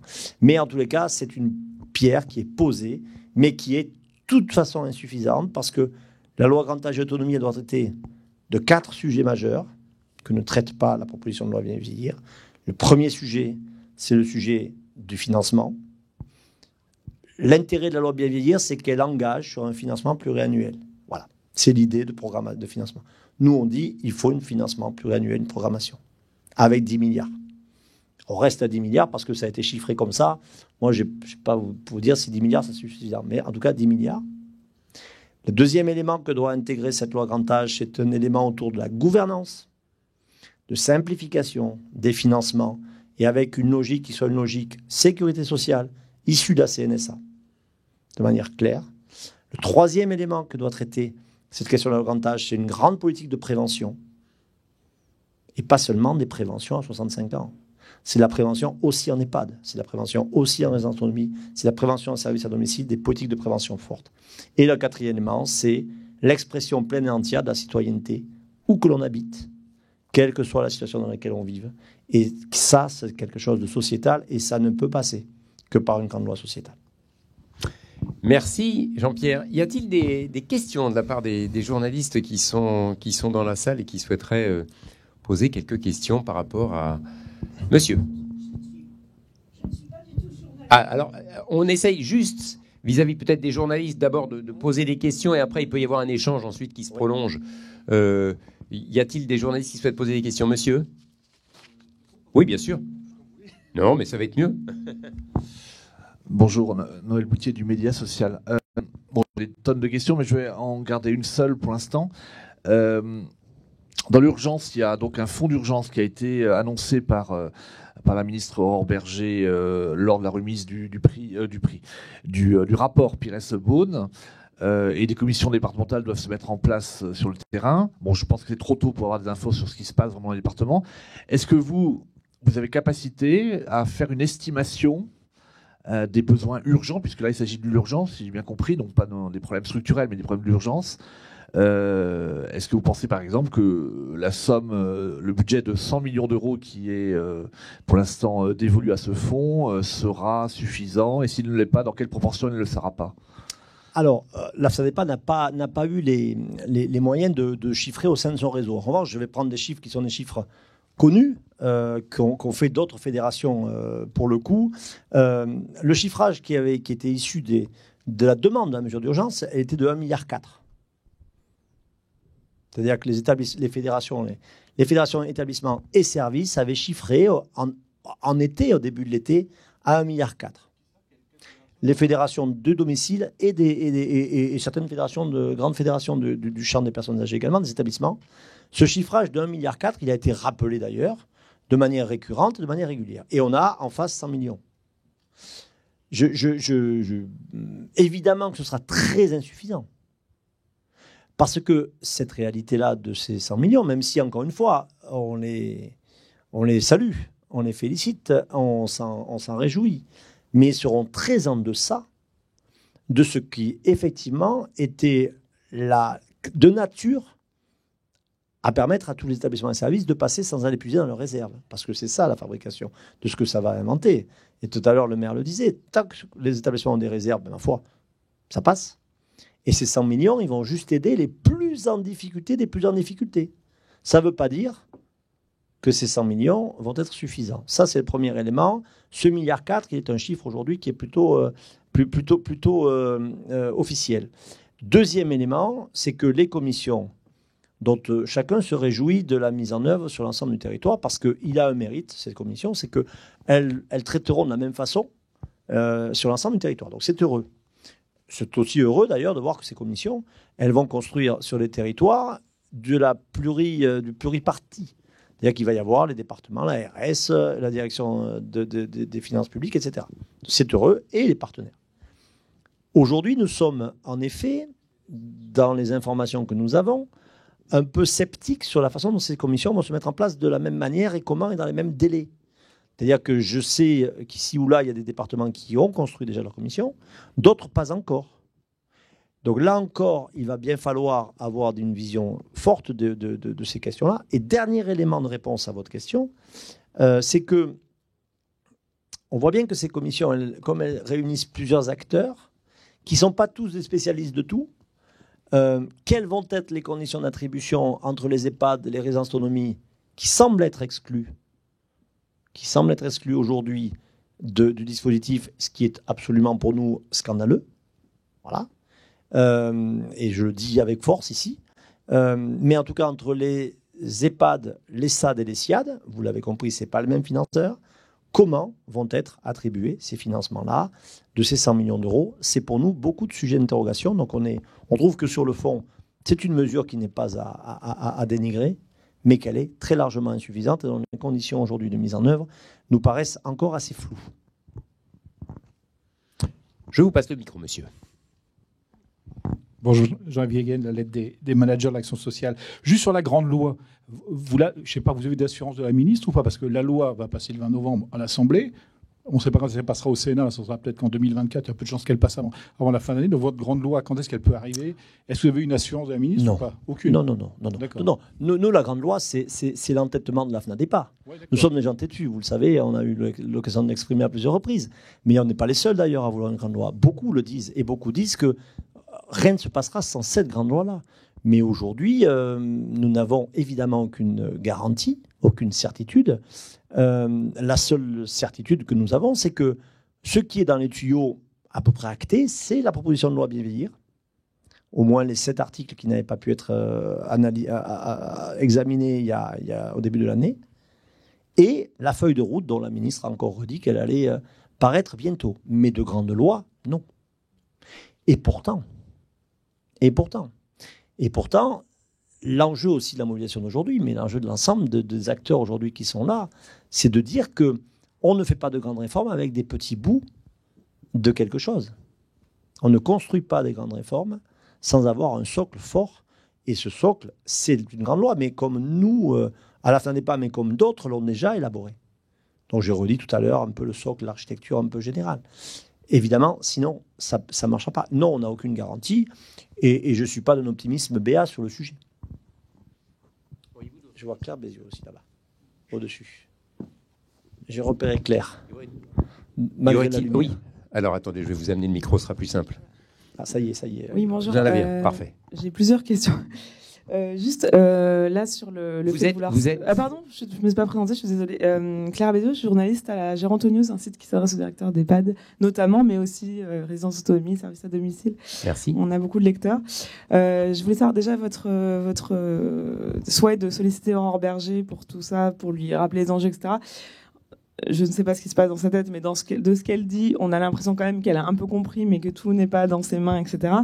Là, est-ce que vous y croyez, là, quand vous parlez du plan Marshall de 100 000 emplois, sachant que le PLFSS pour 2024, comme vous l'avez souligné, c'est 6 000 qu'est-ce qui fait que le fait de répéter, selon vous, ça marchera?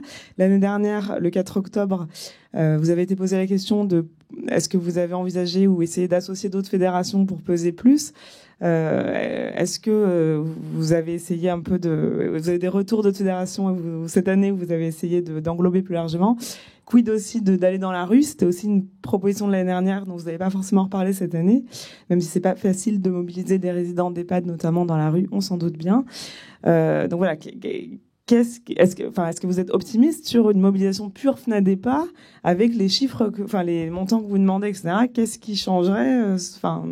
Pourquoi pas élargir le mouvement? C'est pour synthétiser un peu ma question. Je sais que vous avez posé la même question, Claire, l'année dernière, donc je ne sais pas si je vais vous faire la même réponse. Mais c'était pas moi l'année dernière. C'était pas vous. Mais bon. Non, d'abord, dire que le travail collectif, il existe dans ce secteur-là, il est construit, et Jennifer me faisait remarquer qu'il y a un courrier aujourd'hui qui est en préparation, qui réunira une douzaine de fédérations, et qui est un courrier qui demande à peu près les mêmes choses. C'est-à-dire que globalement, ce qu'on vient de dire nous, mais d'autres le disent, vous relayez tous, chacun à votre tour, et vous avez raison, ce que disent nos collègues et amis des autres fédérations.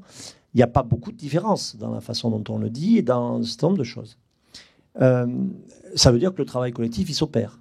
Il s'opère au sein de l'ensemble des fédérations, et il s'opère au quotidien entre les équipes et puis entre des présidentes et des présidents lorsqu'ils ont l'occasion de travailler ensemble sur certains sujets. Ça, c'est le premier élément. Néanmoins, on n'est pas toujours tous d'accord sur la forme, et la forme, elle ne doit pas empêcher les uns et les autres de continuer à fabriquer le propre format. Ce qu'on a fait cette année, c'est pas un hasard si Claudette Brialix est là et que Gwenaël Tual, avec son association, était aussi présent, et Simon de Gardel. C'est effectivement, aujourd'hui, nous continuer à mobiliser et à élargir. Parce que l'action, elle s'opère aussi comme ça. Vous voyez qu'on a fait plus de collectifs encore. Et c'est bien l'objet, et c'est bien comme ça qu'on travaille. Nous, l'objectif, c'est d'arriver à unir et à fabriquer un socle commun. Ça, c'est le premier élément de vos questions. Ce deuxième élément autour du PLFSS, oui, ce PLFSS, c'est extrêmement décevant. C'est-à-dire que, je le dis ici, il ne contient rien qui est de nature à nous rassurer, ou surtout à améliorer la situation de la vie de nos vieux et des établissements qui les accueillent. On l'a dit, je l'ai eu l'occasion de l'exprimer tout le temps, et bientôt on va le réécrire, on va vous envoyer un communiqué de presse bientôt. Donc, de manière générale, le seul élément qui est un élément intéressant, et on l'a dit, et je le répète, c'est la question de la fusion des sections soins indépendance en EHPAD. Justement, quel est votre... voilà, qu'est-ce que vous pouvez dire par rapport à ce que le PLFSS prévoit? Parce que c'est un peu timide encore. C'est à l'horizon 2025 et des départements volontaires. Oui. Donc, qu'est-ce que vous pouvez dire, vous, par rapport à ce que contient le PLFSS par rapport à ça? Nous, notre perception de la chose, c'est que c'est une avancée. C'est-à-dire que ça fait tellement d'années qu'on explique les uns et les autres que les deux sections, c'est de nature à être insatisfaisant et à créer tous les problèmes du monde. Je le disais tout à l'heure avec le service autonomie à domicile. Manque de bol, les expériences qu'on a des EHPAD ne servent pas au service à domicile. C'est notre sujet. Mais oui, bien sûr que la fusion des sections est une avancée. Et on l'accueille, nous, comme ça. La FNADEPA dit, la fusion des sections, c'est une avancée. Et en même temps, la FNADEPA dit, oui, d'abord, ce que vous venez de dire, c'est en 2025, mais il faut le temps, sans doute. Mais gare à ce que 2025, ce qu'a fait un PLFSS, ne soit pas défait par un autre PLFSS. C'est une question qui pourra se poser à terme. Et puis surtout, nous, ce que nous ne voudrions pas, c'est qu'il y ait certes qu'une seule section, mais qu'il y ait trois façons de la gérer dans notre pays. Parce qu'aujourd'hui, ce que ça produit, c'est qu'il y a déjà deux façons de le gérer. Une qui sera statu quo, si les départements ne sont pas volontaires. Une qui sera une fusion, mais avec une gestion ARS. Et mon petit doigt me dit, c'est pas secret, hein, que les départements ont très envie que le miroir puisse aussi leur permettre, eux, de gérer la section consolidée des deux dispositifs. Donc ce serait quand même embêtant, en voulant simplifier, qu'on ait sur notre territoire trois façons, trois financeurs différents de la section, soins et dépendance, en tout cas rénovée. Voilà la perception que l'on a. Ça veut dire que vous comprenez bien que sur le PLFSS, quand il n'y a que ça et qu'il n'y a rien d'autre, ben oui, non, ça n'est pas de nature à nous dire et à laisser entendre qu'on est sur une mesure forte de réforme du grand âge. Je donne juste la parole 2 minutes à Claude Brialix, si vous voulez, et puis je vous rends la main. Je ne sais pas si j'ai répondu à tout. Je verrai. Vous trierez. Et vous reprendrez la parole s'il faut. Bon, moi, je ne vais pas tenir la parole longtemps. Si vous me permettez, Monsieur le Président, simplement apporter le point de vue des familles. Si nous sommes là, c'est qu'effectivement, nous partageons tout ce qui a été dit et les orientations qui sont définies. Nous les soutenons. Moi, je voudrais par contre dire, alors il faut savoir que nous collaborons et qu'en fait, nous ne sommes pas face à face, mais nous sommes coude à coude et ensemble pour que la démarche aboutisse. Mais pour que la démarche aboutisse, il faut que ce système complexe soit compris de la population, ce qui n'est pas le cas. C'est trop complexe. Et donc j'en appelle aux directeurs d'établissement pour faire en sorte qu'au travers des réunions de famille, au travers des conseils de vie sociale, on essaie d'expliquer en des termes simples et compréhensibles tous ces mécanismes-là. Et aussi, j'aimerais que dans les publications que vous formulez, vous rappeliez aussi qu'il faut que la population cesse d'être un consommateur, qu'elle redevienne un citoyen et qu'elle s'occupe de la problématique de vieillissement avant qu'elle ne soit concernée elle-même par un proche. Sans cela, nous n'y parviendrons pas. Et si la population ne se mobilise pas, les politiques auront beau jeu de faire en sorte de ne rien faire parce qu'il n'y aura pas de pression derrière. Les vieux, ça n'intéresse personne. La vieillesse, c'est pas beau à regarder. Et donc, en fait, on essaie de la cacher le plus longtemps possible. Et nous, FNAPAF, nous faisons en sorte de faire cela. Nous avons commencé en 2005. Moi, j'étais assez jeune quand j'ai commencé en 2005. J'ai travaillé pour mes parents. Eh bien, maintenant, je travaille pour moi. Merci. Merci beaucoup. Yo. Je vous repasse le micro. Vous attendez quoi, la fusion des deux sections? Si l'enveloppe budgétaire n'augmente pas, ça changera quoi? Ça aura le mérite de simplifier. Oui, c'est tout, quoi. Ça règle rien. Hein. Ça règle rien. Sans argent frais, il n'y a pas de solution. Je veux dire, il y a le fond et la forme. Le fond, c'est effectivement, on a bien compris, et on partage évidemment la même chose, c'est que le fond, c'est plus de moyens. La forme, c'est que l'émiettement aujourd'hui des deux sections est de nature à encore plus rajouter de malentendus. Mais bien entendu que c'est une mesure de forme, ça. Si elle ne s'accompagne pas d'une mesure de fond. Coucou. Je suis là-haut, moi. Oui, je vous vois. Bonjour. Ah, c'est Annie qui est là-haut. Ouais, moi, bonjour, c'est Annie Annie. Devilly pour Age Village. J'allais rebondir sur la question de Claire. Est-ce qu'il y aurait des ambassadeurs? Est-ce qu'il y aurait des outils médiatiques différents qui permettraient de comprendre les enjeux? Puisque là, en effet, la ministre, visiblement, elle a l'air d'écouter beaucoup. Est-ce elle a peut-être besoin de pression ou d'aide pour passer à l'action, peut-être. Donc ça, c'est ma première question. Est-ce qu'il y aurait des ambassadeurs?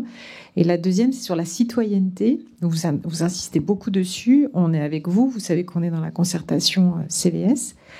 C'est peut-être un des leviers, ça, d'utiliser la force citoyenne sur les territoires. Là, vous avez les maires, vous avez d'autres choses pour bousculer un peu, peut-être. Merci de vos réponses. Merci, oui, merci Annie. Non, les deux sont tout à fait justes et on a besoin aujourd'hui de faire société au fond sur ces questions-là. C'est-à-dire qu'on a besoin de ne pas être simplement dans des propositions qui sont des propositions qu'on dit qu'on amène tous ici ou là et qui sont souvent un peu désincarnées finalement. Donc il y a besoin en effet de trouver des relais. Et les relais, ils sont là, ils sont dans la salle. Tous ceux qui ont participé aujourd'hui, ils sont partout ailleurs. Et je crois que c'est véritablement, on a besoin de vous. On a besoin de vous aussi, en tant que, évidemment, que révélateur de situations et de difficultés, pour continuer à porter cette dynamique-là et pour le redire. Parce que parfois, on a un peu tendance à penser les uns les autres que ce que l'on dit, c'est perçu comme un peu de corporatisme. C'est pas ça le sujet, c'est pas ça l'enjeu. L'enjeu, il est bien ailleurs que ça. Et sur ces questions-là, finalement, de comment est-ce qu'on peut tous relayer, moi je suis, et je le disais, très impressionné par l'action des maires de Bretagne.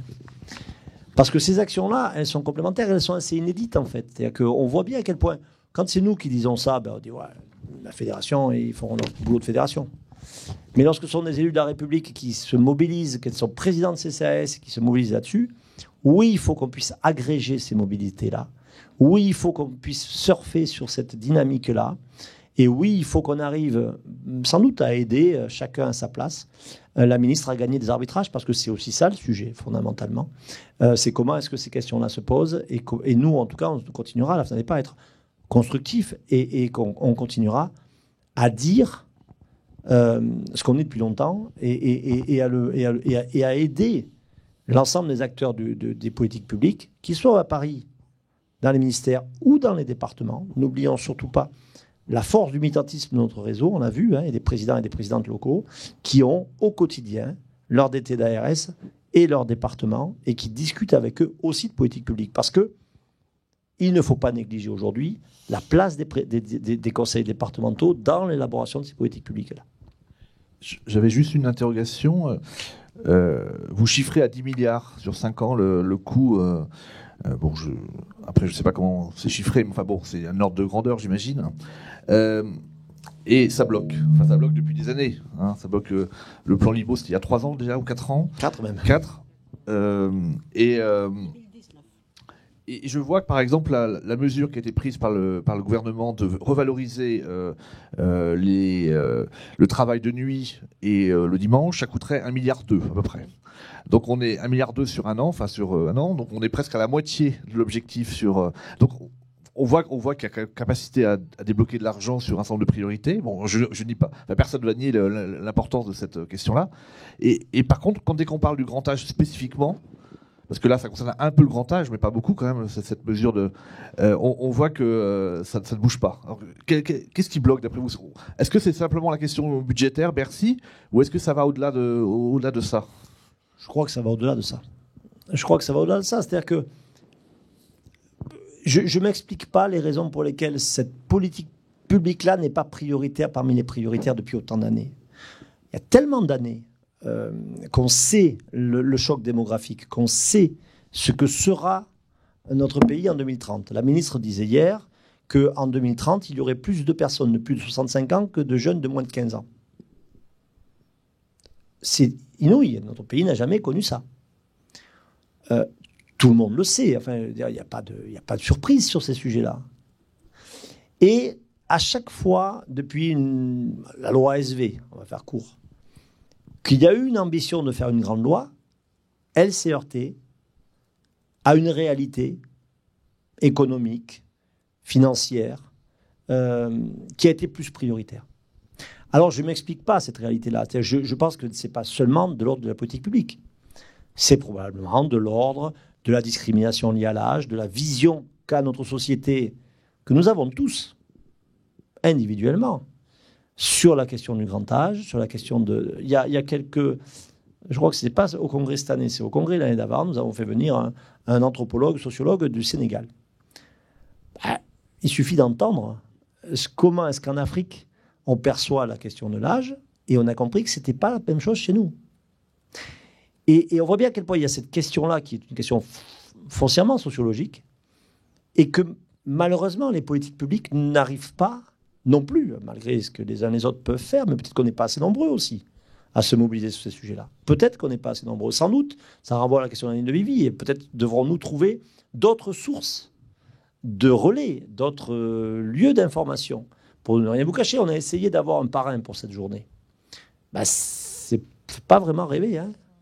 Il y a plein de gens qui ont envie d'être parrain de plein de trucs, mais d'une mobilisation FNADEPA, les vieux méritent mieux, ça n'a pas fait rêver. Lynn Renaud, on n'a pas sollicité. On n'a pas sollicité. On a sollicité plein par l'intermédiaire de notre agence qui a travaillé sur ces sujets-là. Et voilà. Et donc, pour le coup, je crois qu'il y a cette question-là. C'est une question qui renvoie toujours à la place. Et les politiques publiques, elles sont aujourd'hui... elles ne sont pas en mesure de réparer cette question-là. Donc nous devons, continuer à nous mobiliser de notre place, encore une fois, et dans tout le respect des institutions, pour faire comprendre que c'est maintenant et pas demain.